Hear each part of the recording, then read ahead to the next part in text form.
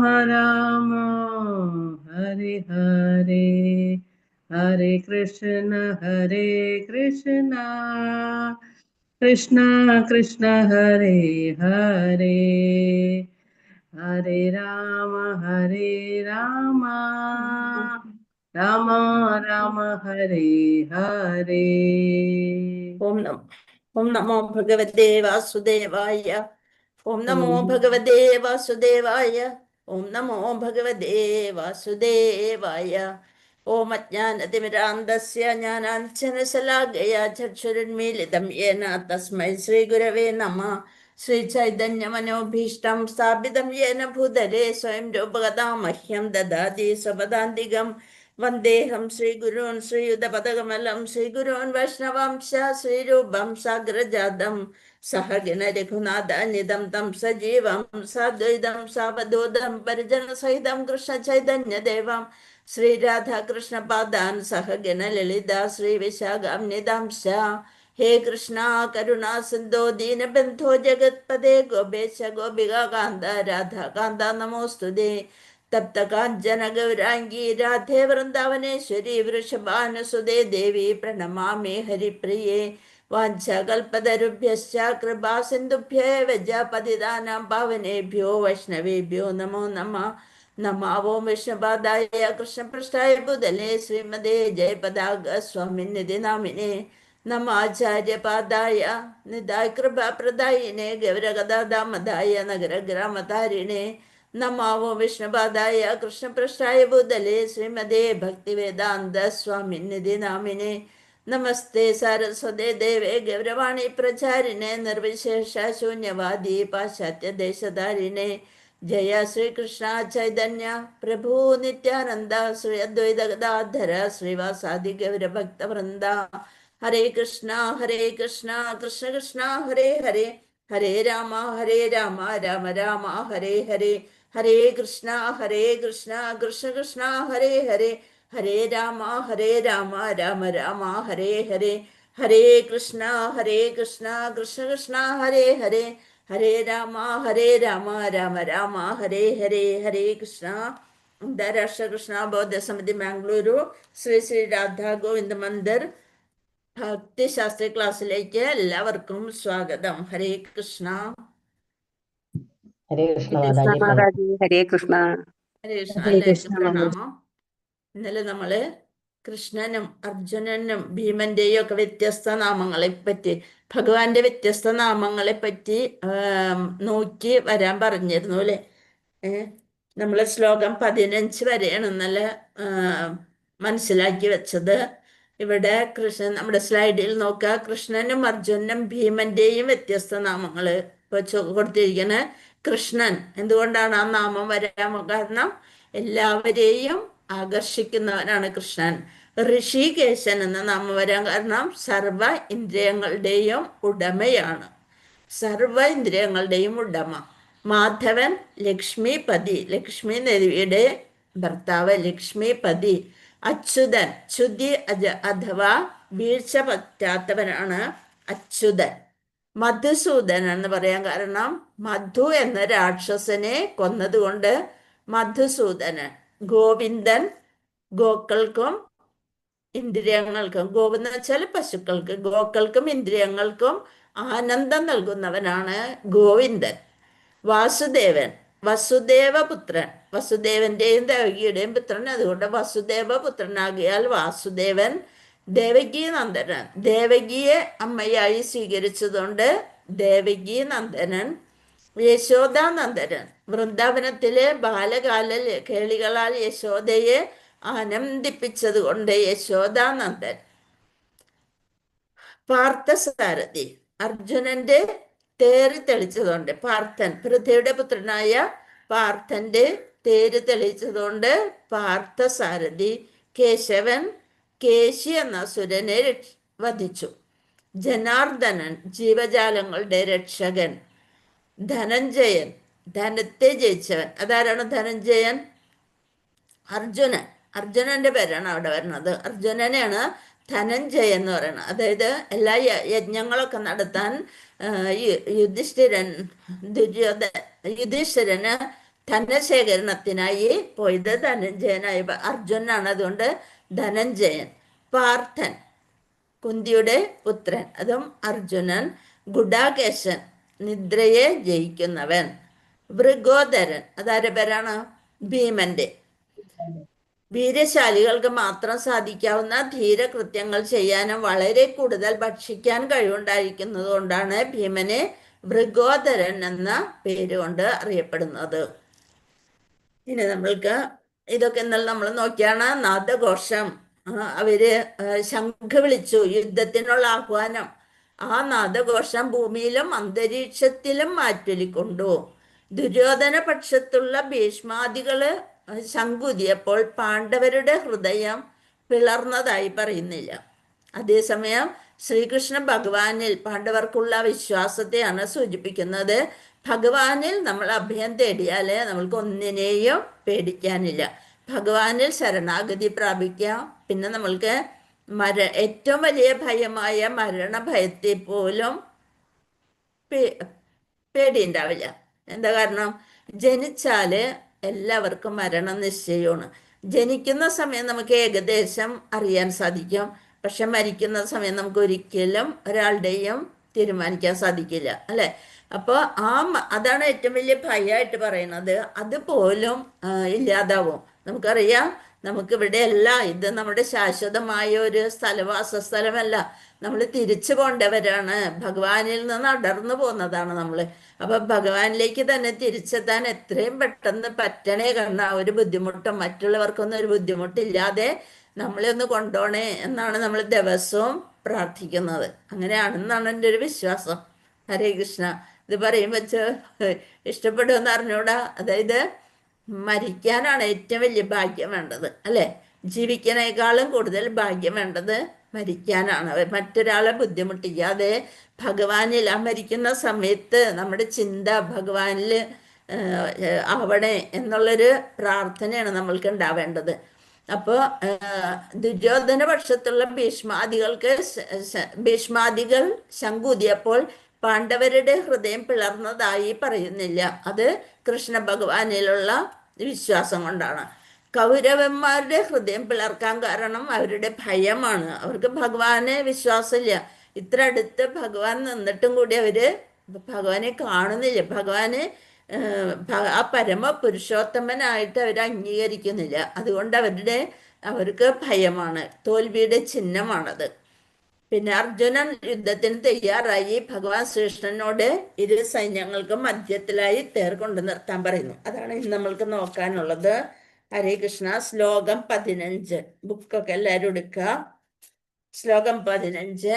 പാഞ്ചജന്യം ഋഷികേശോ ദേവദത്തം ധനഞ്ജയ പൗണ്ഡ്രം ദദ്മ മഹാശംഖം ഭീമകർമ്മ വൃഗോദര. ഭഗവാന്റെ ശംഖിന്റെ പേര് എന്നുള്ളത് നമ്മൾ പറഞ്ഞതാണ് പാഞ്ചജന്യം. ഋഷികേശൻ എന്ന് പറയാൻ കാരണം ഇന്ദ്രിയങ്ങളെ നിയന്ത്രിക്കുന്നത് കൊണ്ട് ഋഷികേശൻ. കൃഷ്ണ ഭഗവാൻ പാഞ്ചജന്യം എന്ന ശംഖം ഊതി. അർജുനൻ ദേവദത്തം. അർജുനന്റെ ശംഖിന്റെ പേര് ദേവദത്തം.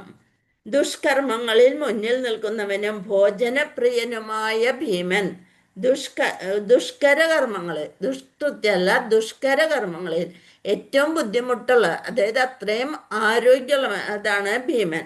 എന്ത് ബുദ്ധിമുട്ടുള്ള ഇതുകളുണ്ടെങ്കിലും സഹോദരന്മാർക്ക് വേണ്ടി ചെയ്യാനായിട്ട് ഭീമനാണ് മുന്നിട്ട് വരിക. അപ്പൊ ദുഷ്കര കർമ്മങ്ങളിൽ മുന്നിൽ നിൽക്കുന്നതിനും ഭോജനപ്രിയനുമായ ഭീമൻ പൗണ്ഡ്രം എന്ന ശംഖവും മുഴുക്കി. കൃഷ്ണന്റെ ശംഖിന്റെ പേര് പാഞ്ചജന്യം, അർജുനന്റെ ദേവദത്തം, ഭീമന്റെ പൗണ്ഡ്രം. ആ ശംഖുകളുടെ പേരാണ് അവിടെ പറഞ്ഞിരിക്കുന്നത്. കൃഷ്ണന് ഋഷികേശൻ എന്നറിയപ്പെടുന്നു. സർവ ഇന്ദ്രിയങ്ങളുടെയും ഉടമയെന്നാണ് ഋഷികേശൻ എന്ന വാക്കിന്റെ അർത്ഥം. സർവേന്ദ്രിയങ്ങളുടെയും ഉടമയാണ് ഋഷികേശൻ. അപ്പൊ ഓരോ ജീവിയുടെയും ഹൃദയത്തിൽ ഇരുന്നു കൊണ്ട് നമ്മൾ ഭഗവാനിൽ ശരണാഗതി പ്രാപിക്കുമ്പോൾ നമ്മുടെ ഇന്ദ്രിയങ്ങളെയും ഭഗവാൻ നിയന്ത്രിച്ചോളും. നമ്മൾ ആവശ്യമില്ലാത്ത കാര്യങ്ങളിലൊക്കെ ഇടപെടാൻ പോകുന്നതിന് മുമ്പ് പരമാത്മാവായിട്ട് ഭഗവാൻ നമ്മുടെ ഉള്ളിലിരുന്ന് പറഞ്ഞു, വേണോ അത് ചെയ്യണോ എന്നുള്ളൊരു വാക്ക് നമ്മളുടെ ഉള്ളിൽ പറയും. ചില കാര്യങ്ങൾ അങ്ങനെയാണ്, നമ്മൾ എന്തിനെങ്കിലും അതങ്ങനെ ചെയ്യേണ്ടിയിരുന്നില്ല, എനിക്ക് തോന്നിയതായിരുന്നു അങ്ങനെ ചെയ്യണ്ടാന്ന്, അങ്ങനെയൊക്കെ നമ്മളിടയ്ക്ക് മനസ്സിൽ വിചാരിക്കും. ആ ഉള്ളിലിരുന്ന് പറയുന്ന ആളാരാണ്? പരമാത്മാവായിട്ട് ഭഗവാൻ തന്നെയാണ് ആ പറയണത്. അപ്പൊ ഈ ഒരു ചിന്ത നമ്മുടെ ഉള്ളിൽ വേണം. അപ്പൊ ശരണാഗതി പ്രാപിച്ചു കഴിഞ്ഞാല് ഓരോ പ്രാവശ്യവും അത് ആ വിശ്വാസം കൂടിക്കഴിഞ്ഞാല് ഓരോ പ്രാവശ്യം ഭഗവാൻ നമ്മുടെ ഇന്ദ്രിയങ്ങളെ നിയന്ത്രിക്കാൻ തുടങ്ങും. ഒരാളെ വേദനിപ്പിക്കുന്ന തരത്തില് നമ്മൾ സംസാരിക്കാൻ പാടില്ല, അങ്ങനെയൊക്കെയുള്ള ഒരേ മുന്നറിയിപ്പുകൾ നമുക്ക് ഭഗവാൻ തരും. അല്ലെങ്കിൽ ആ പറഞ്ഞു കഴിഞ്ഞാൽ അവർ വേദനിക്കുന്നതിനേക്കാൾ കൂടുതൽ നമ്മുടെ മനസ്സ് വേദനിക്കും. അപ്പം എന്തിനാ മറ്റുള്ളവരെ നമ്മൾ വേദനിപ്പിക്കണത് എന്ന് വിചാരിക്കണം. അപ്പോൾ എന്താണ് പറയണത്? നമ്മുടെ എല്ലാ ഇന്ദ്രിയങ്ങളെയും നിയന്ത്രിക്കാൻ കഴിവുള്ള ഋഷികേശനിൽ നമ്മുടെ ഇന്ദ്രിയങ്ങളെ സമർപ്പിക്കുക. അതാണ് ഭഗവാന്റെ ഋഷികേശൻ എന്നുള്ള വാക്കുകൊണ്ട് വിളിക്കുന്നത്. പിന്നെ മധു എന്ന രാക്ഷസനെ കൊന്നതുകൊണ്ട് മധുസൂദനൻ എന്ന പേര് ലഭിച്ചു. ഗോക്കൾക്കും ഇന്ദ്രിയങ്ങൾക്കും ആനന്ദം പകർന്നതുകൊണ്ട് എന്തായി? ഗോവിന്ദൻ.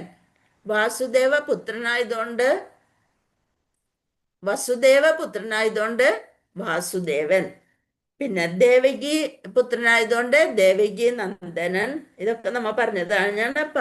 പാർത്ഥസാരഥി ആയതുകൊണ്ട് പാർത്ഥസാരഥി. പാർത്ഥന്റെ അല്ലെങ്കിൽ അർജുനന്റെ സാരഥി ആയതുകൊണ്ട് പാർത്ഥസാരഥി. ഇതെല്ലാം നമ്മുടെ ഭാവാർത്ഥത്തിൽ വിശദമായിട്ട് കൊടുക്കുന്നുണ്ട്. അതേപോലെ ധനഞ്ജയ നാമം അർജുനനെ സിദ്ധിക്കാൻ കാരണം വീരശാലികൾക്ക് മാത്രം സാധിക്കാവുന്ന ധീരകൃത്യങ്ങൾ ചെയ്തതുകൊണ്ട് ആണ് ഭീമനെ ഭൃഗോദരൻ എന്ന് പറയുന്നത്. തൻ്റെ യജ്ഞത്തിന് വേണ്ടിയുള്ള ആവശ്യമായ ധനം സമ്പാദിച്ചത് കൊണ്ട് അർജുനനെ ധനഞ്ജയൻ എന്ന് പറയുന്നു. അപ്പോൾ ഓരോരുത്തരുടെയും പ്രത്യേകതകളാണ് ഈ ശ്ലോകത്തിലൂടെ നമുക്ക് മനസ്സിലാക്കാൻ സാധിക്കുന്നത്. ശ്ലോകം 16 വീണ്ടും എന്താണ് ഇതിൻ്റെ ശംഖിന്റെ പേരുകൾ വരികയാണ്. അനന്തവിജയം രാജ കുന്തിപുത്രോ യുധിഷ്ഠിരഃ നകുല സഹദേവശ്ച സുഘോഷമണിപുഷ്പകൗ കാശ്യശ്ച പരമേശ്വാസ ശിഖണ്ഡി ച മഹാരഥഃ ദൃഷ്ടദ്യുമ്നോ വിരാടശ്ച സാത്വികിശ്ച പരാജിതഃ ദ്രുപദോ ദ്രൗപദേയാശ്ച സർവശ പൃഥിവീപദേ സൗഭദ്രശ്ച മഹാബാഹോ ശക്മാൻ ദദ്മോ പൃഥക് പൃഥക് ആണ് അവിടെ പറയണത്. അതായത് അനന്ത വിജയം രാജ കുന്തിപുത്രോ യുധിഷ്ഠിരന്റെ ശംഖിന്റെ പേര് അനന്ത വിജയം. പിന്നെ നകുല സഹദേവന്മാരുടേത് സുഘോഷ മണിപുഷ്പകം. സുഘോഷ നകുലന്റെ സഹദേവന്റെ മണിപുഷ്പകം. വില്ലാളി വീരനായ കാശിരാജാവും മഹാരഥനായ ശിഖണ്ഡിയും ദൃഷ്ടദ്യുമ്നൻ വിരാടൻ തോൽവി പണിയാത്ത സാത്വികി ദ്രുപദൻ ദ്രൗപദി പുത്രന്മാർ മഹാബാഹുവായ സുഭദ്രാപുത്രൻ ഇവരെല്ലാം ശംഖനാദം മുഴക്കി. അതായത് യുദ്ധം തുടങ്ങി എന്നുള്ളൊരു അർത്ഥമാണ്. യുദ്ധത്തിന്റെ കാഹളം എല്ലാവരും റെഡിയായിരിക്കുക എന്ന് പറഞ്ഞിട്ടുണ്ട്. ഇപ്പോൾ സ്കൂളിലായാലും ക്ലാസ്സൊക്കെ തുടങ്ങുന്നതിന് മുമ്പ് ബെല്ലടിക്കും അല്ലെ, എല്ലാവരും ക്ലാസ്സിൽ പോയി അച്ചടക്കത്തോട് കൂടി ഇരിക്കാൻ പറഞ്ഞിട്ടുണ്ട്. അതുപോലെ യുദ്ധം തുടങ്ങാറായി എന്ന് കാണിക്കുന്നതാണ് ശംഖുലി. ഇനി ശ്ലോകം 19 സഘോഷോദാർത്തരാഷ്ട്രാണാം ഹൃദയാനി വ്യധാരയത് നഭസ്യ പൃഥിവീം ചൈവ തുമുലോഭ്യനുനാദയൻ. എന്താണ്? വിവിധ ശംഖങ്ങളിൽ നിന്നുയർന്ന ഈ നാദഘോഷം ഭൂമിയിലും അന്തരീക്ഷത്തിലും എല്ലായിടത്തും മാറ്റൊലിക്കൊണ്ടു ധൃതരാഷ്ട്രപുത്രന്മാരുടെ ഹൃദയം പിളർക്കുകയായി. ധൃതരാഷ്ട്രപുത്രന്മാർക്ക് വിഷമം വന്നു. എന്താ കാരണം? അവര് ഭഗവാനില് ശരണാഗതി പ്രാപിക്കാത്തത് കൊണ്ട് അവർക്ക് ഭയമായി. അതാണ് നമ്മൾ ഈ സ്ലൈഡിലൂടെ കണ്ടത്. കൗരവന്മാരുടെ ഹൃദയം പിളർക്കാൻ കാരണം അവരുടെ ഭയം തോൽവിയുടെ ചിഹ്നമാണ് അല്ലെ ഭയം. എപ്പോഴും നമ്മൾക്കൊരു ആത്മവിശ്വാസം വേണം. എന്ത് കാര്യം ചെയ്യാൻ പോകുമ്പോഴോ നമുക്ക് ആത്മാവിലൊരു വിശ്വാസം വേണം. ഭഗവാൻ എൻ്റെ കൂടെയുണ്ട്, അപ്പൊ എന്തും ശരിയാവും എന്നുള്ളൊരു ആത്മവിശ്വാസം വേണം. ഇനി 20 അധവ്യവസ്ഥിതാൻ ദൃഷ്ട്വാ അദാർത്ഥരാഷ്ട്രാൻ കപിധ്വജ പ്രവൃത്തെ ശസ്ത്ര സമ്പാദേ ധനുരുദ്യമ്യ പാണ്ഡവഃ ഋഷികേശം തഥാ വാക്യം ഇതമാഹാമഹീപദേ. അല്ലയോ രാജാവേ, പിന്നെ പാണ്ഡുപുത്രനായ അർജുനൻ, ആരാണിത് പറയണത്? സഞ്ജയൻ ധൃതരാഷ്ട്രോട് പറയണതാണ്. അല്ലയോ രാജാവേ, പിന്നെ പാണ്ഡുപുത്രനായ അർജുനൻ ഹനുമാൻ കൊടിയടയാളമുള്ള തേരിൽ ഇരുന്നു കൊണ്ട് വില്ലെടുത്ത് ശരങ്ങൾ ഉതിർക്കാൻ തയ്യാറായി. മറുവശത്ത് അണിനിരന്നുന്ന കൗരവ സൈന്യത്തെ നോക്കി കൃഷ്ണനോട് ഇങ്ങനെ പറഞ്ഞു. അതാണ് തുടങ്ങണത്. എന്താണ്? യുദ്ധം തുടങ്ങുകയായി രണാങ്കണത്തിൽ കൃഷ്ണന്റെ നിർദ്ദേശാനുസൃതം പ്രവർത്തിക്കുന്ന പാണ്ഡവരുടെ അപ്രതീക്ഷിത സേനാ സന്നാഹങ്ങളെ കണ്ട് ധാർത്തരാഷ്ട്രന്മാർ ഏറെക്കുറെ വിഷണ്ണരായിരുന്നു. ഈ സേനാ സന്നാഹവും ഭഗവാൻ അവിടെ നിൽക്കുമ്പോ തന്നെ അവർക്ക് തന്നെ തോന്നി എന്തോ ഒരു ഭയങ്കരമായ ഊർജം ആ സൈന്യത്തിൽ നിന്ന് വരുന്നത് പോലെ തോന്നി. അപ്പൊ തന്നെ അവർക്കൊരു വിഷമം വന്നു തുടങ്ങി. ഇപ്പോൾ അർജുനന്റെ രഥത്തിൽ അദ്ദേഹത്തെ സഹായിക്കാൻ ആരുണ്ട്? രാമനും ഹനുമാനും ഉണ്ട്. എന്തുകൊണ്ടാണ്? ഹനുമാന്റെ കൊടിയടയാളമാണ് അർജുനന്റെ തേരിൽ കാണുന്നത്.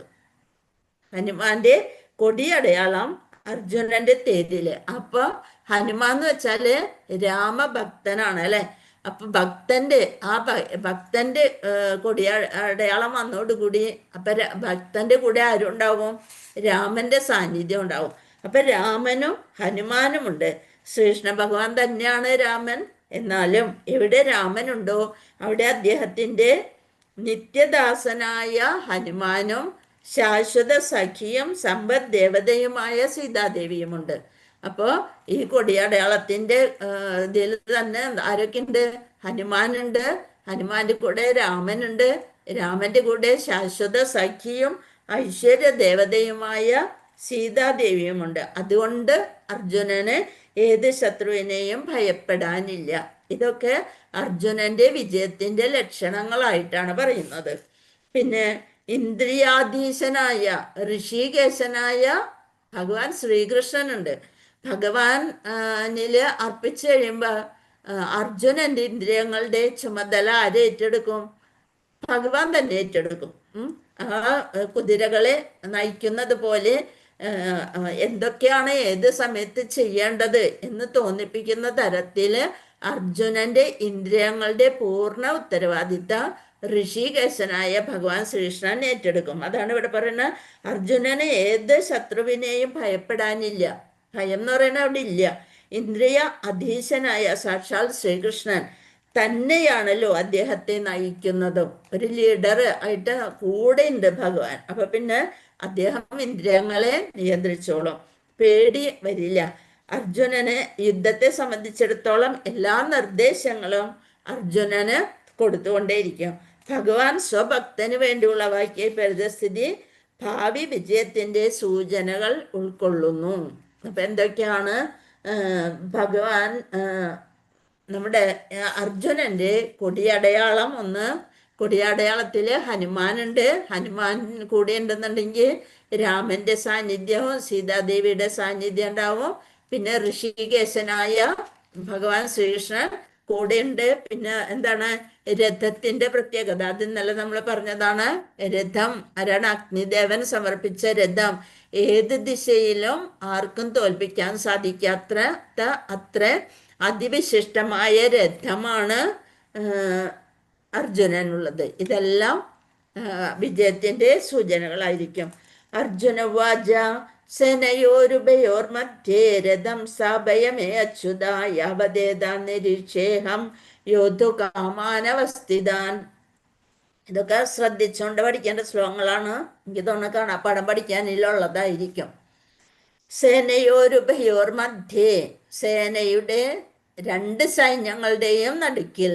അതാണ് സേനയോരുഭയോർ. അത് മനസ്സിലാക്കിക്കൊണ്ട് അർത്ഥം അതേപോലെ തന്നെ വിവർത്തനം മനസ്സിലാക്കിയിട്ട് ശ്ലോകം ചൊല്ലി പഠിക്കുമ്പോൾ പെട്ടെന്ന് കിട്ടും. പല പ്രാവശ്യം നിങ്ങൾ വായിച്ചിട്ടുള്ള ശ്ലോകങ്ങളാണ്. ഇപ്പൊ ഭഗവത്ഗീത ഇപ്പൊ ശ്ലോകങ്ങളൊക്കെ നിങ്ങൾക്ക് കാണാപ്പാടായിരിക്കും. അതുകൊണ്ട് അർത്ഥം ഒന്നും കൂടി നോക്കുക, വിവർത്തനം നോക്കുക. അതിനുശേഷം ഓരോ വരിയും 10 പ്രാവശ്യം വെച്ചുകൊണ്ട് വായിക്കുക. പിന്നെ കിട്ടിയില്ലെന്നുണ്ടെങ്കിൽ ഒരു 2-3 പ്രാവശ്യം ഒന്ന് എഴുതി പഠിക്കുക, അപ്പോൾ കിട്ടിക്കോളും. അപ്പോൾ നോക്കുക, സേനയോരുഭയോർ മധ്യേ, രണ്ട് സൈന്യങ്ങളുടെയും മധ്യത്തില് രഥം സ്ഥാപയമേ അച്യുത, രഥം ഒന്ന് കൊണ്ടുപോയി അവിടെ സ്ഥാപിക്കുക. അച്യുത, അച്യുത, ച്യുതി ഇല്ലാത്തവന്, ച്യുതി സംഭവിക്കാത്തവന്. നമ്മളൊക്കെ എപ്പോഴും ച്യുതി സംഭവിക്കുന്നവരാണ്, അതേസമയം ഭഗവാൻ ഒരിക്കലും തെറ്റ് പറ്റില്ല. ച്യുതി എന്ന് വെച്ചാൽ തെറ്റ്.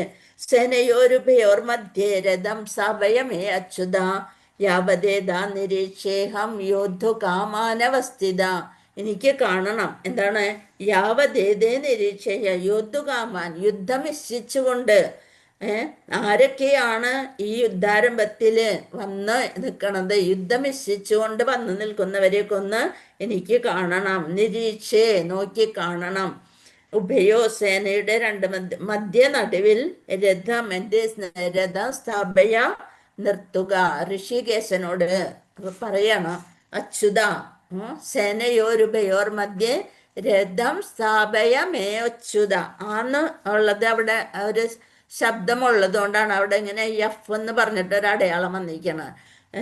സേനയോരുഭയോർ മധ്യേ രഥം സ്ഥാപയ മേ അച്യുത എന്നുള്ളതിന് പകരം ഒരുമിച്ച് ചൊല്ലുമ്പോൾ മേ ച്യുത യാവതേതാ നിരീക്ഷേഹം യോദ്ധു കാമാനവസ്ഥിതാൻ.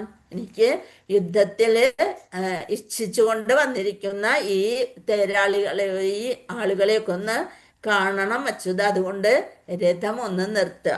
ശരിക്കും പറഞ്ഞാൽ അതൊരു അഹങ്കാരത്തോടെയുള്ള വാക്കാണ് അല്ലേ? ഭഗവാൻ പരമദിവ്യോത്തമ പുരുഷനായ ഭഗവാനോട് ആജ്ഞാപിക്കുകയാണ് ചെയ്യണത്. അപ്പൊ അവര് തമ്മിൽ അങ്ങനെ ഒരു ബന്ധമാണ്. എന്നാലും അവിടെ ശരിക്കും അർജുനൻ, അതായത് എനിക്ക് കുറച്ച് അഹങ്കാരം ഉണ്ട്, എനിക്ക് യുദ്ധത്തിൽ ജയിക്കണം എന്നുള്ള ആ മനോബലം കൂടിയപ്പോഴാണ് അങ്ങനെ ഒരു വാക്ക് അർജുനൻ്റെ നിന്ന് വന്നത്. പക്ഷെ ഉടനെ തന്നെ അവിടെ അർജുനൻ ഇതെല്ലാം കണ്ടു കഴിയുമ്പോൾ തളരുന്നതും കാണാം. അപ്പൊ എന്താണ്, നമ്മൾ ഒരിക്കലും എന്ത് കാര്യത്തിലും കൂടുതൽ ആത്മവിശ്വാസം വേണം, പക്ഷെ അമിതമാവരുത്. എന്തായാലും അമിതമായിട്ട് കാണരുത്. ഈ ഒരു തകർച്ചയാണ് ഇപ്പൊ അടുത്ത ശ്ലോകങ്ങളില് അർജുനന് നേരിടേണ്ടി വരുന്നത്. ഹേ അച്യുത, അച്യുതി അഥവാ വീഴ്ച പറ്റാത്തവന്, ഇരു സൈന്യങ്ങൾക്കും മധ്യത്തിലായി എൻ്റെ തേർ കൊണ്ട് നിർത്തുക. കൈർമയ സഹയോദ്യവ്യം അസ്മിൻ രണസമുദ്യമേ. 2 ശ്ലോകം കൂടി ഒരുമിച്ചുള്ളതാണ്. അതുകൊണ്ടാണ് ഒരെണ്ണത്തിൽ ഒരു സെന്റൻസ്, ഒരു വാചകം മാത്രമുള്ളത്. കൈർമയ സഹയോദ്ധവ്യം അസ്മിൻ രണസമുദ്യമേ. അതുകൊണ്ട് ഇരു സൈന്യങ്ങൾക്കും മധ്യത്തിലായി എൻ്റെ തേർ കൊണ്ട് നിർത്തുക. ആരൊക്കെയാണ് യുദ്ധകാംക്ഷികളായി ഇവിടെ വന്നിട്ടുള്ളതെന്ന് ഞാനൊന്ന് നോക്കട്ടെ. അപ്പൊ ശ്രീകൃഷ്ണൻ പരമദിവ്യോത്തമ പുരുഷനായിരുന്നിട്ടും അഹേതുകമായ കരുണയാൽ സുഹൃത്തിനെ സേവിക്കാൻ ഒരുങ്ങുകയാണ്. അപ്പൊ എന്ത് പറഞ്ഞാലും അനുസരിക്കും എന്നുള്ളൊരു മട്ടില് ഭഗവാൻ 2 സൈന്യങ്ങളുടെയും ഇടയില് തേര് നിർത്താൻ പോണ്. ഭഗവാനും തൻ്റെ ഭക്തനുമായുള്ള ബന്ധം ദിവ്യവും മധുരവുമാണ്, സുമധുരവുമാണ്. ഭക്തൻ എപ്പോഴും ഭഗവത് സേവനത്തിനൊരുക്കമാണ്. കൃഷ്ണനാകട്ടെ ഭക്തന് ഏത് വിധമെങ്കിലും സഹായം കൊടുക്കാനായിട്ട് ഒരവസരം കാത്ത് ഇരിക്കുകയാണ്. അപ്പോൾ ഉത്തമ ഭക്തൻ എന്ന നിലയിൽ അർജുനന് തൻ്റെ സഹോദരന്മാരോടും ബന്ധുക്കളോടും യുദ്ധം ചെയ്യുന്നതിൽ താല്പര്യം ഉണ്ടായിരുന്നില്ല. അപ്പൊ ദുര്യോധനന്റെ പിടിവാശി മൂലം അതിന് തമ്മില് ചർച്ചയ്ക്ക് ചെന്നിട്ടും ദുര്യോധനൻ ഒന്നും അമ്പിനും വില്ലിനും അടുക്കില്ല എന്നുള്ളൊരു മട്ടിൽ വന്നപ്പോൾ പിടിവാശി മൂലമാണ് സമാധാനപൂർവമായ ഒരു ഒത്തുതീർപ്പിനും വഴി കാണാതെ വന്നതുകൊണ്ട് യുധിഷ്ഠിരൻ യുദ്ധത്തിന് തീരുമാനമെടുക്കേണ്ടി വന്നു. അപ്പൊ എന്നാലും ആരൊക്കെയാണ് 2 സൈന്യത്തിലും നിൽക്കുന്നത്, ഇവർക്ക് പാണ്ഡവർക്ക് എതിരായിട്ട് ആരൊക്കെ നിൽക്കുന്നു, ഇതൊന്ന് കാണണം എന്നൊരു ആകാംക്ഷ അർജുനന് വന്നു. അപ്പൊ ഈ യുദ്ധത്തിന്റെ കാര്യത്തിൽ എത്ര താല്പര്യമുണ്ടെന്ന് അറിയാൻ വേണ്ടി അർജുനൻ ആഗ്രഹിച്ചു. ശ്ലോകം 23. യോത്സ്യമാനാനവേക്ഷേഹം ഏതേത്ര സമാഗതാഃ ധാർത്തരാഷ്ട്രസ്യ ദുർബുദ്ധിർ യുദ്ധേ പ്രിയ ചികീർഷവഃ. ദുർബുദ്ധിയായ ധൃതരാഷ്ട്രപുത്രനെ സന്തോഷിപ്പിക്കുവാനായി യുദ്ധത്തിന് ഒരുങ്ങി വന്നവരെ ഞാനൊന്ന് കാണട്ടെ. അതാണ് ദുര്യോധനെ സഹായിക്കാൻ വേണ്ടിയിട്ട് ആരൊക്കെയാണ് യുദ്ധത്തിന് ഒരുങ്ങി വന്നിരിക്കണമെന്ന് ഞാനൊന്ന് കാണട്ടെ എന്ന് പറയണം. വീണ്ടും നമ്മുടെ സ്ലൈഡിൽ പ്രത്യേകമായിട്ട് പറഞ്ഞിട്ടുണ്ട് പാണ്ഡവരുടെ വിജയ ചിഹ്നങ്ങൾ എന്തൊക്കെയാണ്. കൃഷ്ണന്റെ വ്യക്തിപരമായ സാന്നിധ്യം വിജയം ഉറപ്പിക്കുന്നു. പരമദിവ്യോത്തമ പുരുഷനാണ് തേരാളി. ജയസ്തു പാണ്ഡുപുത്രാണാം യേശാം പക്ഷേ ജനാർദ്ദന. ഋഷികേശനായി കൃഷ്ണൻ ഒരു ശുദ്ധഭക്തന്റെ ഇന്ദ്രിയങ്ങളെ നേരിട്ട് നിയന്ത്രിക്കുന്നു. അർജുനന്റെ ഇന്ദ്രിയങ്ങളെ ഭഗവാൻ ശ്രീകൃഷ്ണൻ തന്നെ നേരിട്ട് നിയന്ത്രിക്കുന്നു. പിന്നെ ഭാഗ്യദേവത കൂടെയുണ്ട്. എവിടെയെല്ലാം ഭഗവാന്റെ സാന്നിധ്യമുണ്ടോ അവിടെയെല്ലാം ഐശ്വര്യ ദേവതയും വാഴുന്നു. ഭാഗ്യദേവത ഒരിക്കലും പ്രിയതമനെ വേർപിരിയാറില്ല. 1:14 നമ്മൾ കണ്ടു. ഇനി ആ വേദി, ആ സ്ഥലത്തിന്റെ പ്രാധാന്യം കണ്ടു. കുരുക്ഷേത്രം ആദ്യത്തെ തന്നെ ശ്ലോകത്തിന്റെ ഭാവാർത്ഥത്തിൽ നമ്മൾ പറഞ്ഞ കുരുക്ഷേത്രത്തിന്റെ പ്രാധാന്യം. ഇതെല്ലാം നമ്മൾക്ക് ഈ ഒരു ചോദ്യത്തിന്റെ ഉത്തരമായിട്ട് നോക്കാം. കുരുക്ഷേത്രം ഒരു പുണ്യസ്ഥലമാണ്. യുദ്ധത്തിലെ വിശുദ്ധ സ്ഥലത്തിന്റെ പ്രഭാവം ഉണ്ടാവും. പിന്നെ അർജുനന്റെ കൊടിക്കൂറമേലുള്ള ഹനുമാന്റെ രൂപം. ഹനുമാൻ രാവണ യുദ്ധത്തിൽ സഹായിച്ചു. രാമൻ വിജയിയായി. അതുപോലെ ഇനി വിഷ്ണുവിന്റെ ചിഹ്നം. ശംഖ് വിഷ്ണുവിന്റെ ചിഹ്നമാണ്. ശംഖ് ഊതിയത് അത് വിഷ്ണുവിന്റെ ചിഹ്നമാണ്. ഇത് പരോക്ഷമായി സൂചിപ്പിക്കുന്നത് ഭീഷ്മരുടെയും പാണ്ഡവരുടെയും ശംഖുകള് എന്താണ്? വിഷ്ണുവിന്റെ ചിഹ്നം അടങ്ങിയതാണ്. ഭീഷ്മരുടെ ശംഖിലുണ്ട്. അതേപോലെ പാണ്ഡവരുടെ ശംഖും ഏറ്റവും പ്രധാനപ്പെട്ട ചിഹ്നങ്ങൾ വിഷ്ണുവിന്റെ ചിഹ്നമുള്ളതാണ്. ഇനി ദിവ്യ ശംഖങ്ങൾ. കൃഷ്ണാർജുനന്മാരുടെ ശംഖ് ദിവ്യങ്ങളാണ്. 1:14 പറയുന്നു. പിന്നെ ദുര്യോധനെ സമാധാനിപ്പിക്കാനാണ് ഭീഷ്മൻ ശംഖ് വിളിച്ചത് എന്ന് പറഞ്ഞുകൊണ്ട് അതിന്റെ ഭാവാർത്ഥത്തിലും പറയുന്നുണ്ട്. ശരിക്കും ഭീഷ്മർക്ക് അങ്ങനെ ഉറപ്പില്ല, കൗരവർ ജയിക്കും എന്ന് ഒട്ടും ഉറപ്പില്ല. പാണ്ഡവരുടെ ജയം സുനിശ്ചിതമാണെന്ന് ഭീഷ്മർക്ക് അറിയാം. ഇനി അർജുനന് നൽകിയ അഗ്നിദേവന്റെ രഥം നമ്മൾ പറഞ്ഞതാണ്. പിന്നെ ശംഖൂതിയപ്പോഴ് കൗരവരുടെ ഹൃദയം പിളർന്നു എന്ന് എന്തിൽ പറയുന്നു? ഭാവാർത്ഥത്തിൽ പറയുന്നുണ്ട്. അതെന്തുകൊണ്ടാണ്? അവർക്ക് ഭഗവാനിൽ വിശ്വാസമില്ല, അവർക്ക് ഭയമാണ് കൂടുതലുള്ളത്. ദുര്യോധന പക്ഷത്തുള്ള ഭീഷ്മാദികൾ ശംഖൂതിയപ്പോൾ പാണ്ഡവരുടെ ഹൃദയം പിളർന്നതായി പറയുന്നില്ല. ഇത് കൃഷ്ണ ഭഗവാനിൽ പാണ്ഡവർക്കുള്ള വിശ്വാസത്തെ സൂചിപ്പിക്കുന്നു. ഇതെല്ലാമാണ് പാണ്ഡവരുടെ വിജയ ചിഹ്നങ്ങൾ. ഇനി അർജുനൻ ഭഗവാനെ അച്യുത എന്നാണ് വിളിച്ചത്. ഭക്തന്മാരോട് അദ്ദേഹത്തിനുള്ള സ്നേഹത്തിന് ഒരിക്കലും കുറവില്ല. പിന്നെ ഇതെല്ലാം പറഞ്ഞു. ഉത്തമ ഭക്തൻ എന്ന നിലയിൽ അർജുനന് യുദ്ധം ചെയ്യുന്നാൽ താല്പര്യമൊന്നും ഉണ്ടായിരുന്നില്ല. അനാവശ്യമായ യുദ്ധത്തിന്റെ കാര്യത്തിൽ അവർക്ക് എത്രത്തോളം താല്പര്യമുണ്ടെന്നും അർജുനൻ ആഗ്രഹിച്ചു. കൗരവർക്ക് എത്ര താല്പര്യത്തോടെയാണ് അവര് യുദ്ധം ചെയ്യാൻ വന്നിരിക്കുന്നത് അത് അറിയാനായിട്ടാണ് ഭഗവാനോട് 2 സൈന്യത്തിൻ്റെയും നടുവിലായി രഥം നിർത്താനായിട്ട് ഉപദേശിച്ചത്. ഒരേ വിധം തൂവലുള്ള പക്ഷികൾ സമാന ചിന്താഗതിയുള്ളവരാണ് എന്ന് കാണിക്കുന്നു. ഹരേ കൃഷ്ണ. അടുത്ത ശ്ലോകം നോക്കാം നമുക്ക്. 24. സഞ്ജയ ഉവാച ഏവമുക്തോ ഋഷികേശോ ഗുഡാകേശേന ഭാരത സേനയോരുഭയോർമധ്യേ സ്ഥാപയിത്വാ രഥോത്തമം. സഞ്ജയൻ പറഞ്ഞു കൊടുക്കണേ, ഹേ ഭാരതപുത്ര, അർജുനന്റെ വാക്ക് കേട്ടിട്ട് കൃഷ്ണ ഭഗവാൻ ശ്രേഷ്ഠമായ രഥത്തെ ഇരു സൈന്യത്തിന്റെയും നടുവിൽ കൊണ്ടു നിർത്തി. ഭഗവാൻ അറിയാം എവിടെ കൊണ്ടു നിർത്തിയാലാണ് അർജുനന് ഈ ആളുകളെയൊക്കെ ശരിയായി കാണാൻ സാധിക്കാന്ന് കൃഷ്ണൻ അറിയാം. അതിനനുസരിച്ച് ഇവിടെ ഗുഡാകേശൻ, അർജുനനെയാണ് ഗുഡാകേശൻ എന്ന് പറയുന്നത്. അതായത് ഗുഡാകം എന്നാൽ നിദ്രയെ ജയിച്ചവൻ. ഉറങ്ങാനൊന്നും അർജുനന് ആ ഉറക്കത്തെ വരെ ജയിക്കാൻ സാധിക്കും. ഒരു ദിവസം ഇതുപോലെ ഭഗവാന്റെ മടിയിൽ കിടന്നുകൊണ്ട് അർജുനൻ ഇങ്ങനെ കണ്ണടച്ച് ഇങ്ങനെ കിടക്കുകയാണ്, ഉറങ്ങിക്കൊണ്ട് കിടക്കുകയാണ്. ഇതും കണ്ടുകൊണ്ട് നമ്മുടെ നാരദർ വന്നു. നാരദർക്കറിയാം ഇത് പരമദിവ്യോത്തമ പുരുഷനായ 14 ലോകത്തിൻ്റെയും നാഥനായ ഭഗവാന്റെ മടിയിൽ ഒരു ഒരു ജീവാത്മാവായ അർജുനൻ കിടക്കുന്ന കണ്ടപ്പോൾ നാരദർ പറഞ്ഞു, എന്താ ഇത് എന്ന് പറഞ്ഞുകൊണ്ട് ഭയങ്കര അതിശയത്തോടു കൂടി പറഞ്ഞു. അർജുനനെ എഴുന്നേൽപ്പിക്കാൻ നോക്കി. പക്ഷെ ഭഗവാൻ അപ്പം തന്നെ നാരദരെ വിലക്കി, ആംഗ്യം കൊണ്ട് വിലക്കി. അതായത് അവൻ്റെ ഉറക്കത്തെ തടസ്സപ്പെടുത്തരുതേ എന്ന് പറഞ്ഞു. അപ്പോഴും നാരദർക്ക് ഒരു സംശയം, അയ്യോ ഇങ്ങനെ ചെയ്യാൻ പാടുണ്ടോ, ഭഗവാന്റെ മടിയിൽ കിടക്കല്ലേ എന്ന് വിചാരിച്ചുകൊണ്ട് വീണ്ടും ഒന്ന് എഴുന്നേൽപ്പിക്കാൻ നോക്കി. അപ്പോൾ നാരദർക്ക് അവിടെ അർജുനൻ്റെ തലയിൽ നിന്ന് ഒരു നേരിയ മുടി അവിടെ താഴെ കിടന്നിരുന്നു. ആ മുടി എടുത്തിട്ട് നാരദരുടെ ചെവിട്ടിൽ അങ്ങനെ വെച്ചു കൊടുത്തു. അപ്പം അതിൽ നിന്നും എന്ത് വരണേ, കൃഷ്ണനാമം വന്നുകൊണ്ടേയിരിക്കണം. അപ്പോൾ ഏത് സമയത്തും അർജുനൻ്റെ നാവില് ഭഗവാന്റെ നാമമാണ്. അതുകൊണ്ട് ശരീരത്തിലുള്ള ആ മുടിയിഴയിൽ പോലും ഭഗവാന്റെ നാമം വന്നുകൊണ്ടിരിക്കുകയാണ്. അപ്പോഴാണ് നാരദർക്ക് മനസ്സിലായത് അർജുനൻ എങ്ങനെയുള്ള ഒരു ഭക്തനാണെന്ന് മനസ്സിലായത്. അപ്പോൾ ഗുഡാകേശൻ നിദ്രയെയും അജ്ഞാനത്തെയും ജയിച്ചവനാണ്. കൃഷ്ണനായുള്ള സൗഹൃദം മൂലം, കൃഷ്ണന്റെ സുഹൃത്ത് ബന്ധം മൂലം അർജുനൻ നിദ്രയെയും അജ്ഞാനത്തെയും അറിവില്ലായ്മയെയും ജയിച്ചു. അർജുനന് കൃഷ്ണനെ നിമിഷ നേരത്തേക്ക് പോലും മറക്കാനാവില്ല.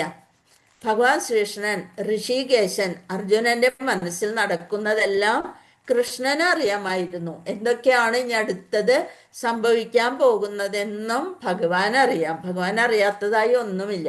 അപ്പൊ പാർത്ഥ, കുന്തിപുത്രൻ, തൻ്റെ പിതാവായ വസുദേവരുടെ സഹോദരിയുടെ മകനായതുകൊണ്ടാണ് താൻ തേരാളിപദം സ്വീകരിച്ചതെന്ന് ഒരു സുഹൃത്ത് എന്ന നിലയിൽ കൃഷ്ണൻ അർജുനെ അറിയിക്കുന്നു.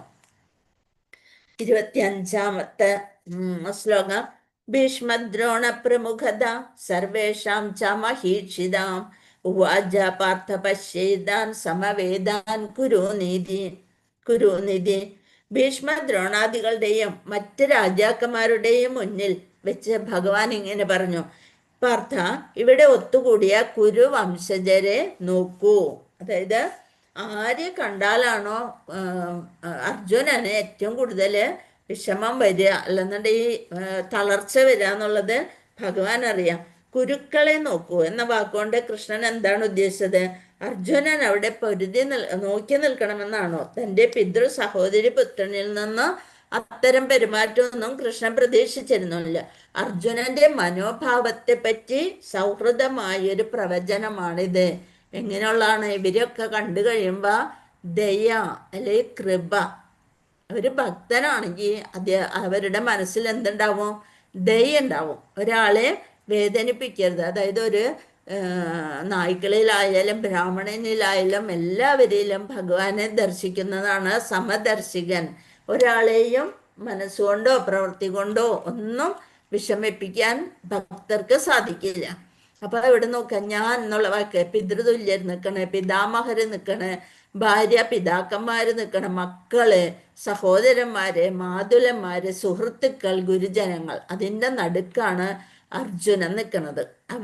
അവരെയൊക്കെ അറുത്ത് മാറ്റി എന്താണ് കുരുതി കൊടുത്താൽ മാത്രമാണ് ഈ രാജ്യം തങ്ങൾക്ക് ലഭിക്കുക എന്നുള്ള ഇത് ബോധ്യം വരികയാണ്. അപ്പം എല്ലാ ബന്ധുക്കളെയും കാണണമെന്നാണ് അർജുനൻ. മുത്തച്ഛന്മാർ, ദ്രോണാചാര്യ, കൃപാചാര്യ മുതലായ ഗുരുജനങ്ങളെ, ശല്യര്, ശകുനികളെ പോലുള്ള മാതുലന്മാര്, ദുര്യോധനാദികളായ സഹോദരന്മാര്, ലക്ഷ്മണാദികളായ പുത്രന്മാര്, അശ്വത്ഥാമാവ് തുടങ്ങിയ സുഹൃത്തുക്കൾ, കൃതവർമാവിനെ പോലുള്ള ഗുണകാംക്ഷികൾ, അനേകം സുഹൃത്തുക്കളും അർജുനൻ കരുണാഭരിതനായി എന്നാണ് പറയുന്നത്. തത്ര പശ്യാസ്ഥിതാൻ പാർത്ഥ പിതൃനർദ്ധ പിതാമഹാൻ ആചാര്യാൻ മാതുലാൻ ഭ്രാതൃ പുത്രാൻ പൗത്രാം സഖ്യം സദാ ശശുരാൻ സുഹൃദൈവ സ്വയനയോരുഭയോരഭി. എല്ലാവരെയും കാണാണ്. സുഹൃത്തുക്കളെ, മാതുലന്മാരെ, സഹോദരന്മാര് എല്ലാവരെയും കണ്ടു. ആ യുദ്ധരംഗത്ത് ഇരു സൈന്യങ്ങളുടെയും മധ്യത്തിൽ പിതൃതുല്യരെയും പിതാമഹരെയും ഗുരുജനങ്ങളെയും മാതുലന്മാരെയും സഹോദരന്മാരെയും മക്കൾ, പൗത്രന്മാർ, സുഹൃത്തുക്കൾ, ഭാര്യ, പിതാക്കന്മാർ എന്നിവരെയും അർജുനൻ കണ്ടു. താൻ സമീക്ഷ്യ സ കൗന്ദേയ സർവാൻ ബന്ധൂനവസ്ഥിതാൻ കൃപയാ പരയാ വിഷ്ടോ വിഷീദന്യതം അബ്രവീത്. എന്താണ്? ഇങ്ങനെ പല വിധത്തിലും തനിക്ക് ബന്ധുക്കളായുള്ളവരെ കണ്ടപ്പോൾ ഉടനെ കരുണാഭരിതനായി തീർന്നു. ഒരു ഭക്തന്റെ ഏറ്റവും വലിയ സ്വഭാവമാണ് കരുണ. കരുണാഭരിതനായി തീർന്ന കുന്തിപുത്രൻ പറഞ്ഞു. എന്താണ് 28ാമത്തെ ശ്ലോകം? കുന്തി അർജുന ഉവാച ദൃഷ്ട്വേമം സ്വജനം കൃഷ്ണ യുയുത്സും സമുപസ്ഥിതം സീദന്തി മമ ഗാത്രാണി മുഖം ച പരിശുഷ്യതി. എന്താണ് പറയുന്നത്? അയ്യോ, ഇവരൊക്കെ കണ്ടു കഴിഞ്ഞപ്പോ എന്ത് സംഭവിച്ചു? ഈ യുദ്ധം തൻ്റെ പാരമ്പര്യത്തെയും കുടുംബത്തെയും ഒക്കെ നശിപ്പിക്കുമെന്ന് ചിന്തിച്ച അർജുനന്റെ മനസ്സങ്ങോട്ട് ചുറ്റിക്കറങ്ങാൻ തുടങ്ങി. തൻ്റെ കുടുംബാംഗങ്ങളെ കൊന്നാൽ വലിയ പാപകർമ്മത്തിന്റെ ഫലം തന്നെ കാത്തിരിക്കുന്നു എന്ന് കരുതുന്നു. അതിലും ഭേദം നിരായുധനായി കൊല്ലപ്പെടട്ടെ എന്ന് ചിന്തിക്കുന്നു. അർജുനൻ അത്യന്തം ദുഃഖിതനായി വില്ലും ശരങ്ങളും താഴെയിട്ട് തേരിലിരിപ്പായത് 28 തുടങ്ങി 46 വരെയുള്ള ശ്ലോകങ്ങളുടെയാണ് അത് പറയണത്. ഹരേ കൃഷ്ണ. അപ്പൊ ബന്ധുക്കളെ കണ്ടതിന് ശേഷം അർജുനന്റെ പ്രതികരണം എന്താണ്? നിർവ്യാജമായ ഭഗവത് ഭക്തിയുള്ള ഏതൊരാളിലും ദിവ്യന്മാർക്കും ദേവന്മാർക്കുമുള്ള സർവ്വഗുണങ്ങളും ഉണ്ടായിരിക്കും. അപ്പൊ ഭക്തരുടെ പ്രത്യേകതയാണ് ദേവഗുണങ്ങളും ദിവ്യഗുണങ്ങളും അവരുടെ സ്വഭാവത്തിൽ വരും. വിദ്യാഭ്യാസം കൊണ്ടോ സംസ്കാരം കൊണ്ടോ ഒന്നല്ല അതുണ്ടാവുക, അത് ഭൗതികമായിട്ടുണ്ടാവണേ. നമുക്ക് വിദ്യാഭ്യാസം, ഡിഗ്രികളുണ്ട്, സർട്ടിഫിക്കറ്റ് ഉണ്ടെന്ന് പറഞ്ഞിട്ട് കാര്യമില്ല. അവരിലൊന്നും ഇത്ര നല്ല ഗുണങ്ങൾ, സ്വഭാവ വൈശിഷ്ട്യം കാണാനായിട്ട് പ്രയാസമായിരിക്കും. അതേസമയം ഒരു ഭക്തനാണെന്നുണ്ടെങ്കിൽ അദ്ദേഹത്തില് ദേവന്മാരുടെയും ദിവ്യന്മാരുടെയും ഒക്കെ സ്വഭാവങ്ങൾ വരും.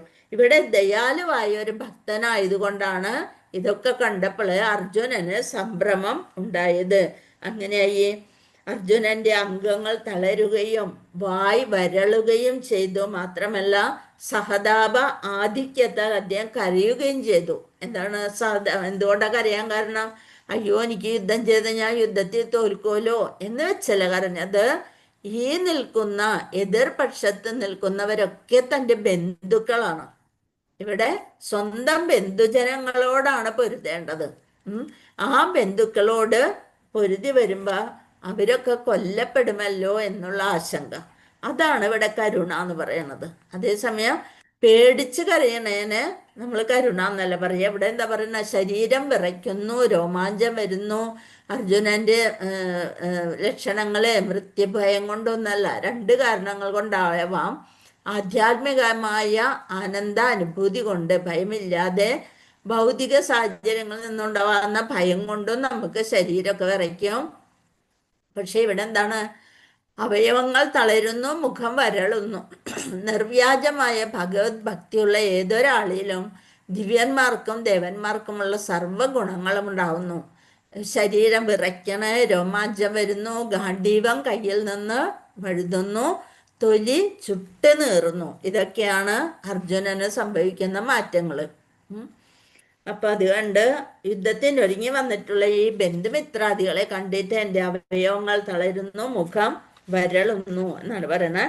പരമദിവ്യോത്തമ പുരുഷനായ ഭഗവാനിൽ അചഞ്ചലമായ വിശ്വാസമുള്ളവന് ദേവന്മാരുടെ ഗുണങ്ങളെല്ലാം ഉണ്ടാവും. ഭഗവത് ഭക്തനല്ലാത്ത ഒരാൾക്ക് ഭൗതിക ഗുണങ്ങൾ മാത്രമേ ഉണ്ടാവുകയുള്ളൂ. അയാൾ മാനസിക മേഖലയിലൂടെ അലഞ്ഞു തിരിയുന്നത് കൊണ്ട് എങ്ങും എത്താതെ വെട്ടിത്തിളങ്ങുന്ന ഭൗതിക ശക്തിയിലാണ് അദ്ദേഹം ആകൃഷ്ടനാവണ ചെയ്യുന്ന ഭൗതികതയിൽ ഇരിക്കുന്ന ആള്.